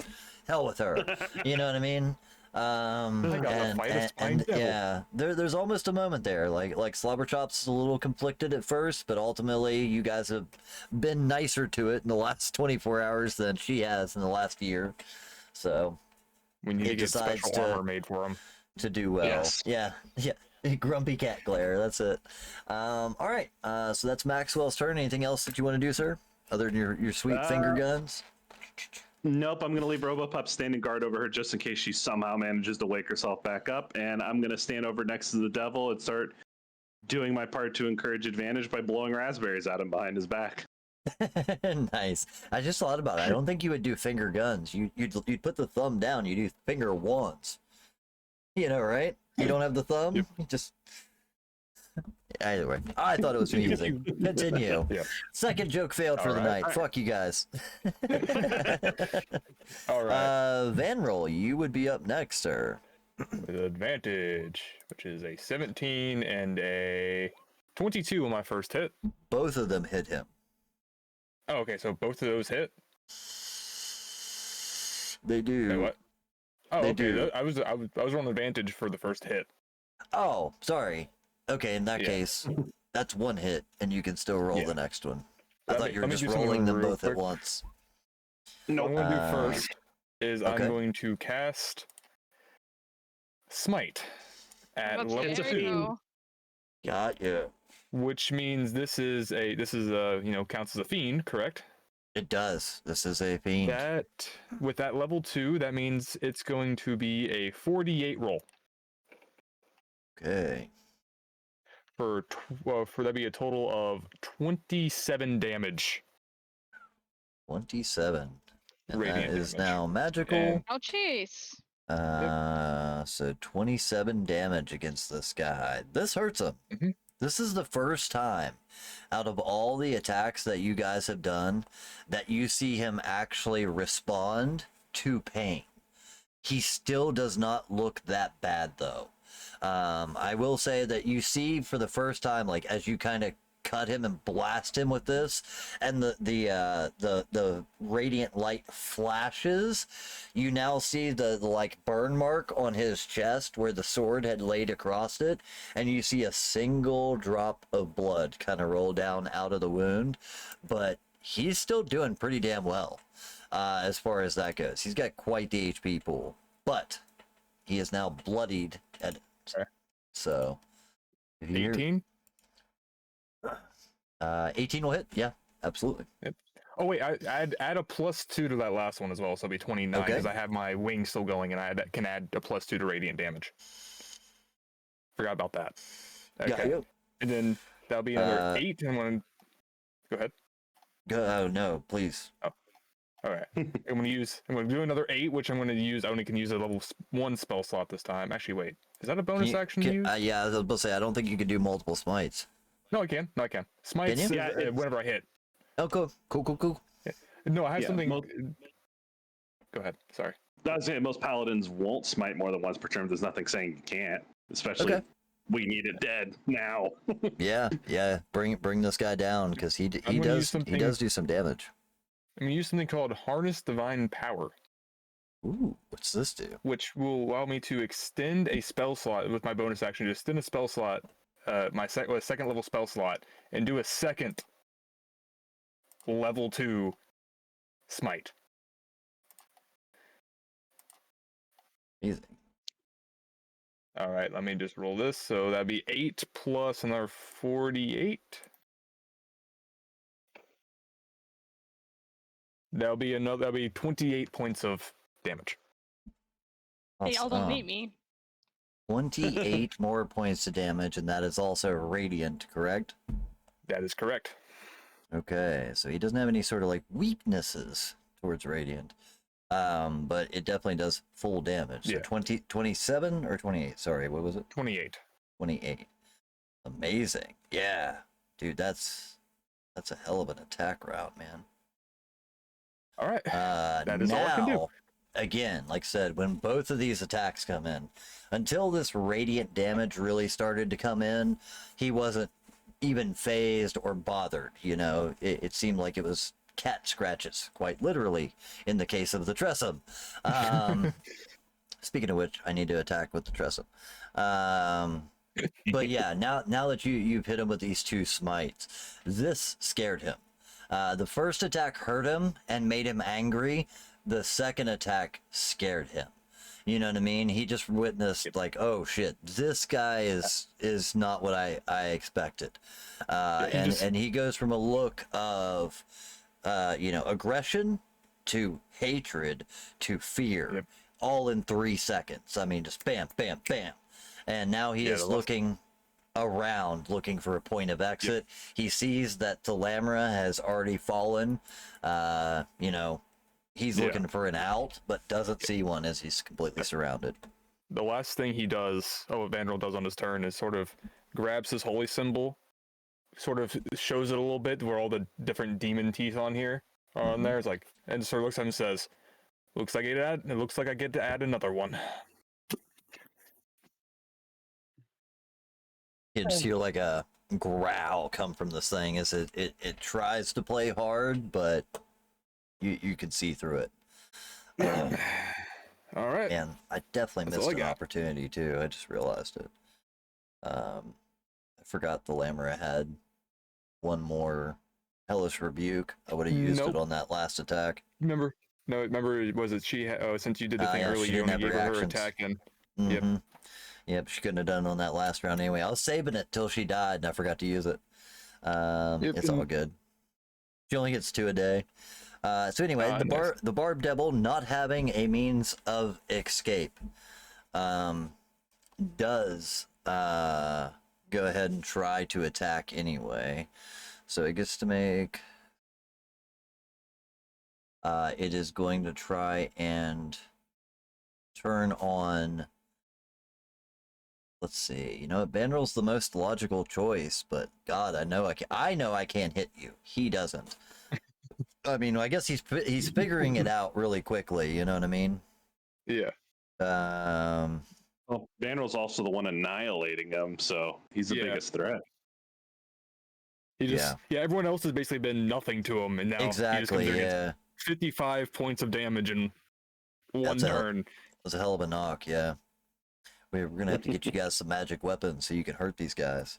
Anyway, he's gonna make 2 claw attacks at you, Banrel. Again. He doesn't have any. The number of the beat. He doesn't sort of have any like advantage or disadvantage this turn, right? I don't think he should. No, I don't think so. Okay. Just making sure you weren't aware of anything. That's a 22, so that is your armor class. That one will hit. But, no, remember I still have my. I cast that thing to 24. Damn, Jesus, man. Yeah, that was good. Good call. Come on, nat 20. Oh, dude. Okay, I rolled a 19, not a natural 20, but it is a 25 total. Okay. So that one will hit for 5 points of piercing damage. At least I hit you. You know what I mean? Jeez. Dude, 24 AC that's brutal. I mean, this is one of the only fights that I've had that you haven't critted me for almost my entire health. I know, right? And he could have done it too, trust me. Like, he has attacks that could do it. Speaking of which, in retaliation, so the other person that has hurt him, as he is clawing at you, Banrel, he is going to sneak his tail around and whip to the other side this time, striking out at Numo. So he's going to make a tail attack at you, Numerous. Motherfucker. Natural 1. Yeah, like literally it just goes completely over top of your head. He was aiming for a average height person. You know what I mean? But that is the end of his round of turns. Yeah. So Sariel, you would be next. Yeah.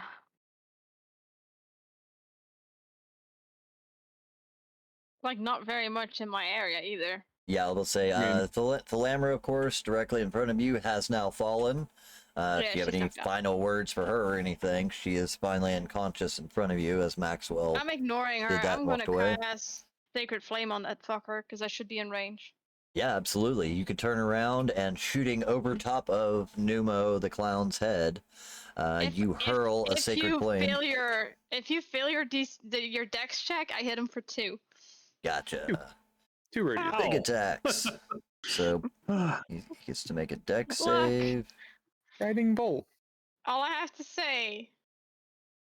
That is a 14, so he does actually hit dodge it. Yep. It doesn't do like half damage or anything like that, right? Nope. Yeah, I don't do anything. It does not.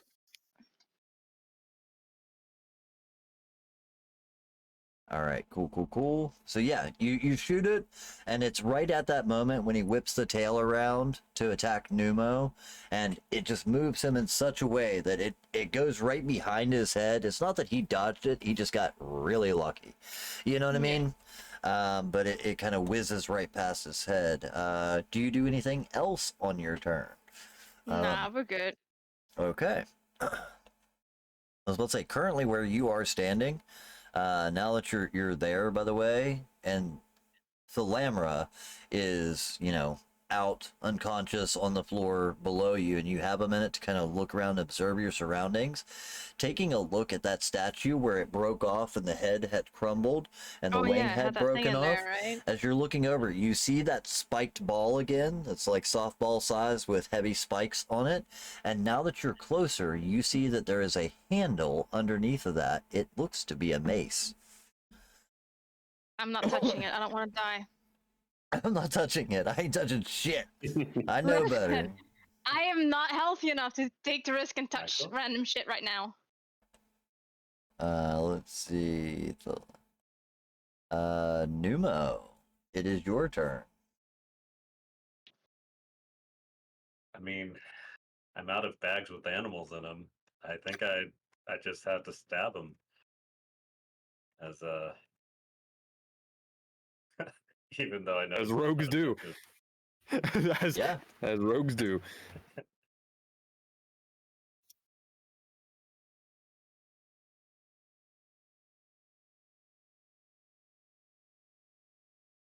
Stabby time. Oh. We're all around it, so advantage is always good.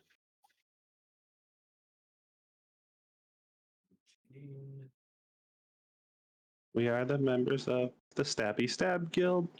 You still have advantage on a Nemo, by the way, My with all yeah, of us around it. Yeah, let's say with everybody around, you absolutely do have advantage. We You can can roll use twice. the first damage roll, of course. It was a good damage roll. Okay. Yeah, Um, already rolled the but yeah, first just in case you get that Just in critical. Especially with sneak attack. Ooh, Mm-hmm. Ooh, boy. that's scary. Yeah, if you can get, that's where it really Yeah. kicks ass. Is because where the rogue finds a lot of ways to get advantage, and then with the sneak attack, if you can get because of the advantage, you get criticals more often, and then with sneak attack, that 3d6 becomes 6d6 plus the 2d6. You're doing a fireball's worth of damage in a single stab. Anyway, that is still a hit though. So 19 hits for that was so close, man. 19 Cool. does hit, and the 25 hits as well. So it takes 14 damage halved. That's halved to 7. And there's 6. And the second side is to 12. So that's going to be 13 points of damage total. He is the looking. second one has no sneak attack. Oh, that's correct. Yeah, so I the need to dagger add. has no Yeah, I sneak need to attack. add 9 back on there. Or no, half a 9. It would only be 3. Okay, I got it. I got you. We'll just say that it was 10 points total.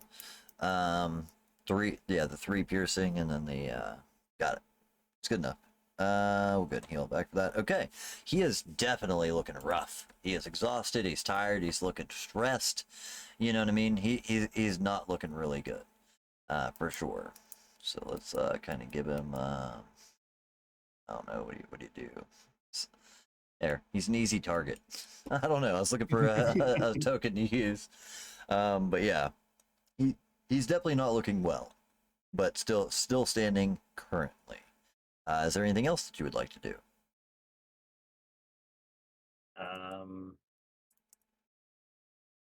No, I really can't do anything else, unfortunately. Yeah, I'll end it there. Boring turn, but with some good damage. Cool, cool, cool. I gotta stop paying attention to the chat so much. Yes. All right. But yeah, it is sorry, Vanroll next, right? Oh, sorry, No. Maxwell next. Apologize. Well, don't forget Almost Maxwell. missed you. Yep, almost. You All know right. what? I just looked right over you. Didn't even notice you were there. Exactly. It's the height. Short people problems. Yep. I'm trying to think of what. All right. So Maxwell is going to look at his axe, forego it for the moment, as he takes out this poor tankard that's been fixed and broken so many times. And he's going to upcast catapult and launch it at the devil. Oh no. Oh my god. That's So we need to damage. make a 15 dex save. Yes, magical bludgeoning. Yep. Good old magical bludgeoning damage. Damn, and if he fails, I rolled terrible for the damage there. Yeah. It's almost like it's like a me roll. At least a normal me roll. Tonight, Maybe I it's don't 'cause know of- what's happening to me. Let's see. So we got DC 15. So he needs to make a dex save. He's okay at dex. That is a 22. Does he still take half damage? No, actually, it means the thing keeps going and then just smashes into the wall. Yeah. So, So I'll you have to you, go get, fix that later. you see that same baguette? Is it the exact same one that hit It's her a in the head tankard. earlier? Tankard. Oh, okay. I Yeah, was no, gonna say. It's the Right. same tankard I keep using as ammo before, and I just keep picking it up and mending it afterwards. Right. I was about to say, if it was the baguette, it was down here, it would have been coming this direction. I was just trying to Yeah, think of no. which direction this thing was flying. Alrighty So- then. Big of a slice of a bacon do you need? I love that you can I throw let out a anything with whistle. it. Yeah, it's Oh half man. the fun is in finding random things. Remember the wait, that comment would've- that we had earlier about winged cats being like the worst bird shit in the world? Yeah. Yeah. You know, imagine the cat's droppings. You know what I mean? Like you could just hurl those for 3d8 damage. So, Oh yeah, wait. no, It's I'm a shitty thing to 100% do, taking- but wouldn't Can we not So bring him on ideas? Wait. Thank you.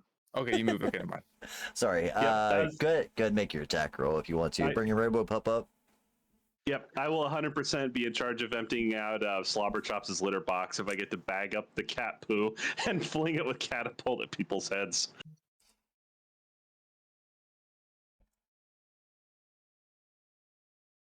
Oh, but he gets the advantage. Oh,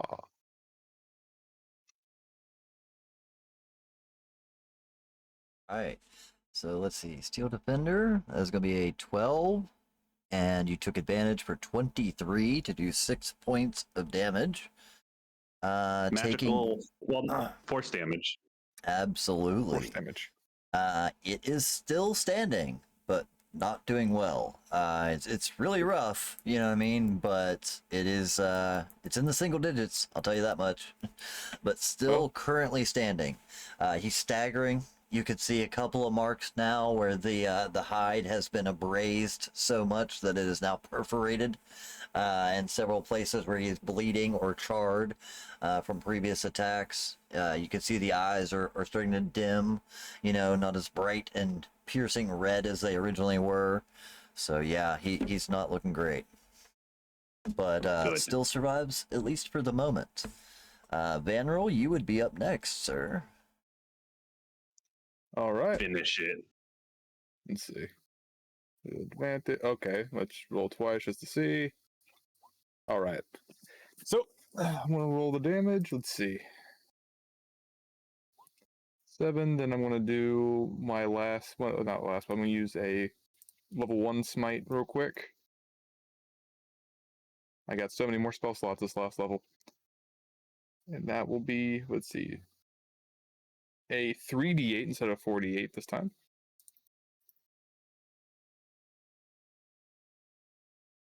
So basically, what he does, he sort of just, looks at it and sort of smiles like, well, time to add it to the list, and just tries to plunge the sword straight through his chest. Absolutely, and it does. With the 23, 12 points plus 11 points, no resistance there because it's all well, at least the radiant's magical. Yeah. It is more than enough to drop the remaining 9 hit points that he had. He had just moved into single digits. That guy was tough, dude. He had 110 HP total and resistance to almost everything. Like even some magical stuff. He had resistance to. That guy's tough. He was a challenge 5.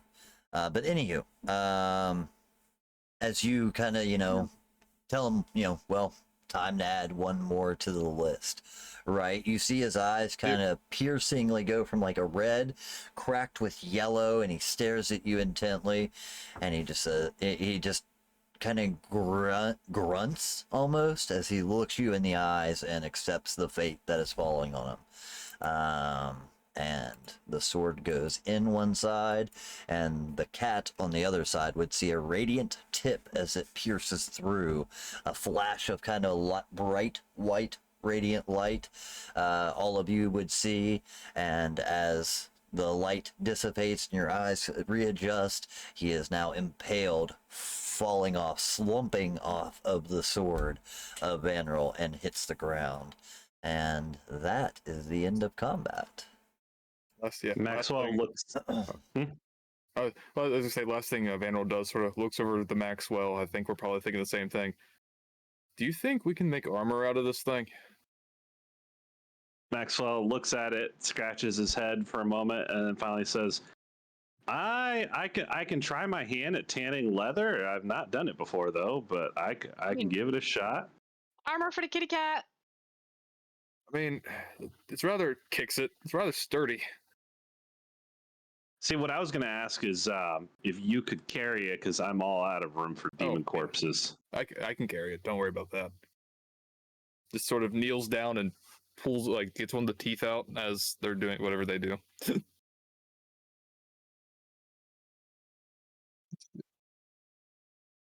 Let's see. There we go. So yeah, you can definitely remove the tooth, do what you choose to do with the corpse itself. Again, Thalamra is unconscious. I'm gonna roll I'll roll this privately so you guys don't see. If she dares to wake up, I'm kicking her in the face. If you understand the rules, you know that she has 1d4 hours before she wakes up. So that should give you at least an hour, but you're not sure how many beyond that it may take. But at least for the time being, she is unconscious. So the room around you, as you have already previously observed, is pretty empty other than those tapestries. The tapestries that were hung all over the walls depicting each of the 9 layers of hell. They are nice woven tapestries, if not macabre in their own, artistic design. But you do feel like they would be worth, a little bit of money as far as if you were to resell them. We'll just go ahead and say that they are worth 50 a piece each. So in total with 9 of them, that's what, 450 gold worth of tapestries. Do it. No regrets. Let's see. No regrets. Regrets. Love it. I'll basically look at Vanril real quick and be like, "You got me right if I get injured more, right?" I have a little bit of juice left in me. Cool. And I'll go try and grab that mace. Okay, absolutely. Hoping my love it doesn't curse me. Stepping up and looking at this half-broken face of Azariel, you've seen artwork of her. She was a very beautiful person. This kind of depiction of her now in this almost demonic angel form. She still has the angelic wings, but instead of being, the light pretty nice. feathers and pretty. They are more bat-like and almost like leathery. Even though it's still a stone statue, it's been very well carved. And the split half of her face shows a very sinister kind of gaze that stares back at you with the single eye that's left. As you reach in and pull out a mace. It is a very nice looking mace at that. Let's see. As you grab a hold of it and lift it aloft, a bright light does start to emit out from it. But it does not cause you any like damage or pain. You I simply can just see... imagine her holding it, be like, help. Oh shit! Shit! It's lighting up! Oh no! But yeah, as you pull it out, it does. It lights up at the touch of it, and you realize that if you were to concentrate on it, you believe you could will that light on or off at your choice. You just received a +1 mace. But it is a magical weapon, so that gives you a magical item to use. But yeah, it's a +1 mace. The head of the mace sheds bright light in a 5-foot radius and dim light an additional 5 feet, so it's like a candle worth of light. But you can choose to light or extinguish the flame. Let's see. Yeah, at your own decision. Also, as you kind of like pull the thing out, you realize that the eyes of the statue, for a second, well, the eye of the statue almost gleams over with a yellow flash, but nothing seems to happen. Just simply in response. Hey, Gibrit, thank you so much, man. I appreciate all of it. Everyone can now add 1 advantage as well. Hell yeah. Yeah, see, I personally love that Slobber Chops gets 5. 4 gets split between the party. You guys are like second hand. you know what I mean? You're the afterthought. So I was going to ask, kidding, does of course. Slobber Chops count as one of the members of the party for the purpose of distributing advantage? Distributing advantage? He'd give us advantage. So like if you wanted to use one of your advantages, or you want him to use one of his advantages for you? Yeah, if he decides to. I think Slobber Chops isn't an actual character, so he can't choose to give his away. So I think his are just kind of for him. You know what I mean? But if you want, he's also a cat. Yeah, he also just doesn't give a shit. He tolerates you guys. He doesn't like you. Whoever feeds him the most gets it. You're tolerable. Yeah, he may consider it, and I think that's the way I would play it. Like I might even leave it to a die roll as to whether or not his fickle nature gives a damn that day. As far as like these discussions go, guys, definitely like it'll probably take me 5 or 10 minutes after the game to talk with the players, say see you to some of them as they need to get off to bed. But afterwards, I will be heading to the subscriber section of our Discord. Come over, join me, jump in the voice call, and I would love to discuss some of the options for like other things you would like to see on the Ko-Fi shop. So let me know, so we can add some of those fun things. Anyhow, as that falls down, you see this bright light kind of emit from the very nice mace that she pulls out of the statue. Is there anything else that you guys would like to do? Is it like somebody grabbing the tapestries off the wall, I assume? Look what I found. Van with the last little, last 20, 30 seconds of his wings sort of just flies up next to her, is like, huh, that's a nice mace. Right. It is. I like how Van was like, it's really nice. I wish I had one of those. It'd be really cool if I had one of those. Oh, no, I don't like shield that shoots fireballs. I don't like maces. I hate maces. I don't think it would work for your character. No. Like you could wield it, but yeah. I'm a sword man. Either they're in for. way, just because I know we are 10 minutes already past time, let me go ahead and say that now that you know that the secret room is here, you can, walk through the door, of course. And the room is lit by a pair of tall, wrought iron candlestick or candelabras, just like in the previous room. In the northeast and southwest corners, 9 candles burn atop of each one, casting flickering light across a claw-footed altar carved from a single block of obsidian, and which has a small angel-shaped flame erupting from its top. And this seems to be the altar more or less where Duke Thalamra Vanthaber was praying at that point in time. The altar itself weighs 800 pounds and has tiny infernal runes in a ring around the 9-inch tall angel-shaped flame erupting from its top. The flame bears a vague resemblance to Zariel herself, but otherwise you don't see any a lot of like there's no treasure hoard or anything in here. You guys actually found the vault already.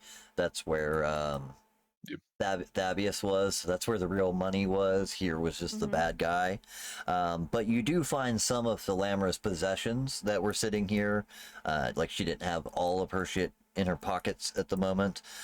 You do find several keys that lead to all the various locks throughout the estate that you had probably already lockpicked. I don't know why they put those at the end. Let's see. Yeah, both a key for the vault, which you had Thabius open for you, and all the other lock boxes. I was just double checking to make sure, but yeah, you find this altar. Like I said, it does have this small flame-like, almost kind of like those like a hologram almost above this giant obsidian altar of Zariel made out of flames, and directly below that there's a small ring of infernal sigils that seems to be causing that magical effect. But you guys have now just not killed, but knocked unconscious one of the most the highest Duke in all of Baldur's Gate. So what implications that may have on your future, we will have to see.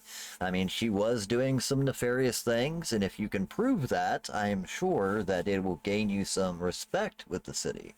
Where on the other hand, if there's any way that she can socially navigate her way out of that, if you can't prove everything, then of course it sets you in a rather negative situation. But it's up to you as to how you choose to deal with the Lamra herself. But I think that's a great place for us to go ahead and leave it for now. Having completed the last dungeon here, last room of the dungeon, you guys now free, to kind of do what you choose to do next. You've cleared the villa, you've cleared the dungeon, you have apprehended both Amric, Thirstwell, and Thalamra, and probably have gathered more than enough evidence to see them persecuted for the crimes that they've committed, especially if you just show anyone what she has down here, you know what I mean? I do want to do one last thing before we leave this dungeon. Go for it, man. I have one other. So, Maxwell is going to solemnly look over the altar and the room around it and just sigh and say, this is going to take a lot of explaining to a lot of people before he steals every single candle in both of these rooms. Oh my gosh! Claims all the candles. All the candles. I'm up to 162 candles. That's amazing. And Why do you Vandal, need so many what did you want to do? He sort of walks over to I meant to do this in the middle of combat, but I didn't get a chance to. Kind of forgot about it, but he sort of walks over to her, sort of kneels, and is like, "We what was it as greetings from what Mortlock? Elturel. What it was? No, greetings Mortlock. from also Elturel. Yeah, and Mortlock. Greetings from Oh, Mortlock. nice. He told us to. Your son that your son wanted me to tell you hello. Ouch. Yeah. Yep.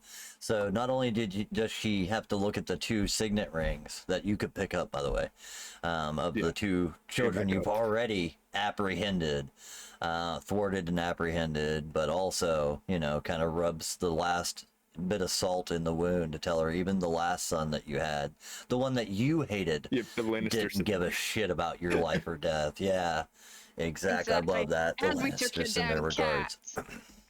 Yep. And we took your cat, dude. Yeah, you Yeah. crushed this woman. This one, like, even if she comes back, like, even if you just like let her go, like, this woman is so broken. Oh god, she's either gonna become the worst supervillain, or just like, give up. Mental You know what I hospital. mean? Yeah. Yeah. Then she has like this big giant like necrotic mark on her face, and she was forced to grovel. Yeah. That Oh, that yeah, handprint true. isn't coming off. That's for sure. She's marked for life now. Yeah, it's like the the white hand of Saruman. This is Yeah. the black hand of Sariel. You know what I mean? This is good. But yeah, I think that's a great place to leave our story. You guys have dealt with the problem. You've prevented her, which you kind of saw, like looking at some of the things around you. You see ritualistic things. You know what I mean? It seems that she was in preparation of trying to do the same to the city of Baldur's Gate as to what happened in El Chirel. You're not sure exactly how she planned to do it. You could investigate further next week if you'd like to. But there's definitely lots of evidence mixed with Tavius's description that it seemed she was trying to cause the same thing here in Baldur's Gate, as what happened in El Chirel, and more or less sacrifice the city to the 9 hells. You know what I mean? Also, you guys now know that El Chirel isn't exactly gone, but was drugged to another plane of existence. Wonky. So it's possible that it might be savable. You know what I mean? Possible that Wonky's alive. Lonky the donkey and his faithful companion. He's not the companion. She is. But yeah, they may still be alive out there somewhere. But if they are in hell, quite literally. And Thalamra's final words, I'll see you in hell, may be more literal than you might imagine. You're left with the puzzle box of Thavius Krieg that apparently holds some precious item. The spy that you had spoken with from the prison earlier believed it to be the original contract that he had made with Sariel. He had mentioned that that he believes it to be the original contract to find out what exactly transpired between him and El Chirel and all the events that have happened. But at least for the time being, you've prevented anything from getting worse. You've stopped the same fate from happening to Baldur's Gate. You guys have kicked ass, man. Like, this is a big milestone in the adventure, and that's the only reason I'm making such a big event out of it.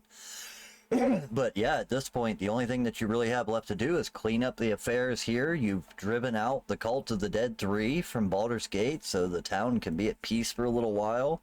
The only thing you have left now to do is to investigate that puzzle box, which may lead you elsewhere to Candle Keep.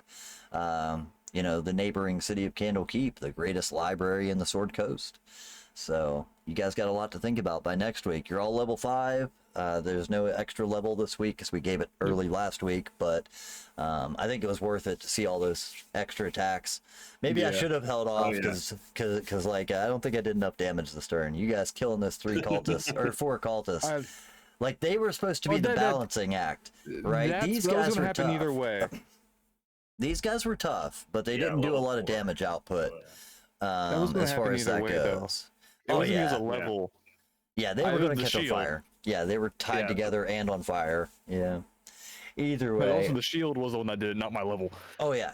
The shield. And I guess that would be the last scene that we see is the shield just say, amazing. One more blight one more spot of tarnish off of this world. Next, we will find another. I can tell you where to find them. and it just kind of lingers off at that point. And we'll close the session. If you guys want to chill and hang out afterwards, like I said, give me a few minutes to close everything down, say goodbye to the players, all that. And at very least, I will be over in the subscriber-only section of the Discord and the voice channel if you want to come chat and talk about other things. As far as that goes, I broke the game. I don't know what happened. It just says you broke the game. That's all I heard. I thought I was making sure, like the cameras wasn't messed up or something. But yeah, either way, let me go ahead and switch back to our main screen here while I'm at it. I do want to say thank you guys so much for all the support. Like I said, those whatever you call them, shop purchases, shop items, goes so far to help us keep the lights on around here.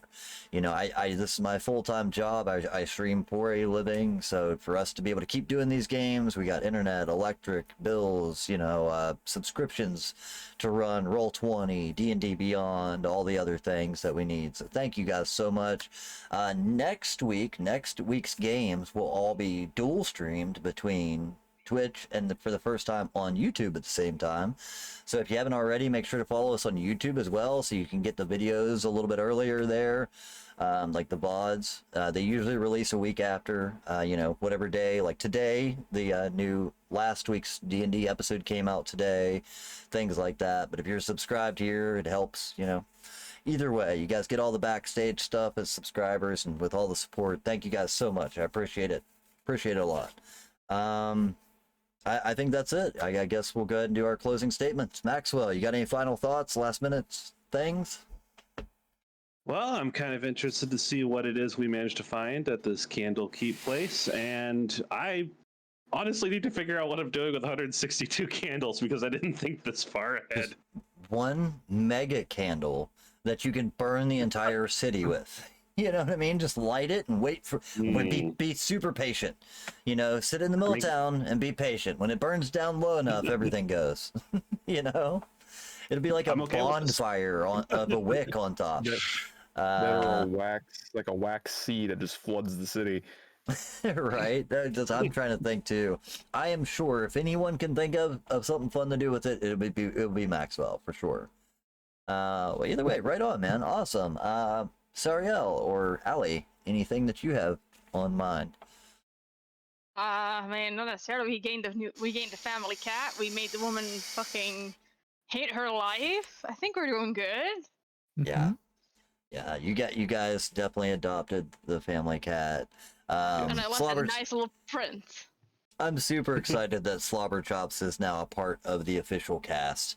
You know what I mean? Like, I will actually go ahead and throw it out there that with this game for a long time, we've had a sixth chair that we haven't filled. Maybe we need to bring somebody in to literally just play as Slobberchops. You know what I mean? Like, rotate in some subscribers that get to play as Slobberchops as kind of like a guest feature. That'd be kind of cool. Give them a personality. That would be great. Yeah, I would love that. Awesome. Either way, well, let me go ahead and do the shout out thing. Numerous, I will start with you if you want to go ahead and tell everybody who you are and what you do. Yeah, first off, I'd say it was a great game. Love to see the cat. I'm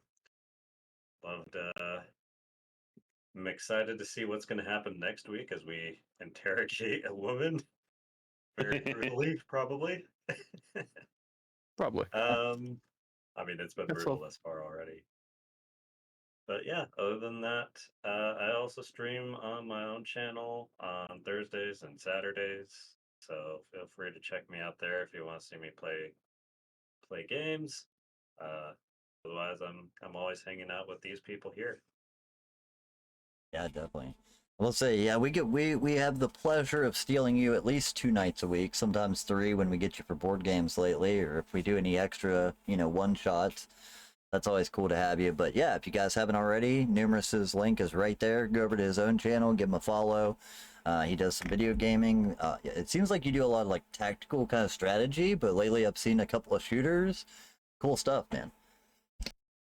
Not to mention our weekend Baldur's Gate runs that we've been doing for a while now. Neither of us have actually gotten to beat Baldur's Gate. We haven't had the time for it, but we have been doing a really good co-op game. That's the farthest playthrough I have. So I'm excited to see how that goes. We're about to move into Act 3. I'm excited for it. Awesome, man. Awesome. But yeah, if you guys haven't already, go give him a follow. I always appreciate when you guys do that. Jackal, if you want to go ahead and tell everybody who you are and what you do, I got 50 more seconds before I can give you a shout out. But Sounds Jackals, good, so Jackals will be up there in a second. Sounds good. Well, howdy there. I'm the Jackal. Today's game was great, though. We had a lot of fun. A lot of fun with that. English isn't coming to me today. Blowing up, was it 4 cultists with a single fireball? Great times. But you know, I like to stream over here on Twitch every now and again. Starting to do it a little bit more frequently. Trying to. I like to do horror games. I've been doing a little bit of Dead Space and Lethal Company of late, and I also like to stream a 5M server of called World of Darkness, which is set in, well, the World of Darkness sort of thing, like Vampire the Masquerade and other things. And yeah, I've been trying to stream those a bit more, so it's been a bit fun. But yeah, no, that's about it. Right on, man. So, yeah, I would say I've been checking out some of your stuff. You actually do really fun content. I enjoy it as well. I like all you guys. You know what I mean? I don't get the chance to watch much Twitch, but when you guys go live, I always try to make sure to catch it when you and Numerous or whatever are at it. But yeah, man, if you guys haven't, right there's a link for him. You can click follow, give him a quick follow as well, and know when he goes live and all that cool stuff. I mean, you need to do some more horror gaming. I haven't got to do any spooky gamings in a while, and I miss that. But yeah, definitely make sure to check that out. Definitely would definitely appreciate that. Do a little dance, make a little love. Nice. I don't know what's going on there, but I'm with it. Yeah, I thought the same thing, seance. But either way, thank you guys. I'm not drunk, you are. Again, I will be hanging out in the subscriber only section here in about 5-10 minutes. So if you guys want to come talk to me, discuss potential shop items, let me know. How far are we from that goal? Yeah, well, so that's our vampire goal, but I did see that we got close to it. Let me check it real quick. Because, yeah, we might end up hitting another goal for the vampire game by coincidence. So we should be, according to my math, it looks like we're about $19 away. Yeah, it looks like $19, because it says 81 out of 100. The goal is 100. So, yeah, $19 away from hitting our goal. And then the next rumor will become true in our vampire game as well. On Wednesdays. That's always cool, because that makes more chaos for some of these same guys. These two are also in that game. I mean, wrong way. This way. These two. I got it. Yeah, no, I was the wrong way. I was pointing this way, and I went. Thank you again for the support. I appreciate it, man. I really do. But I am going to go ahead and let you guys go. This way everybody can get to their lives. I know Maxwell needs to get to sleep. Oh, dude. Oh, thank you. Oh, yeah. Super appreciate that. Number one.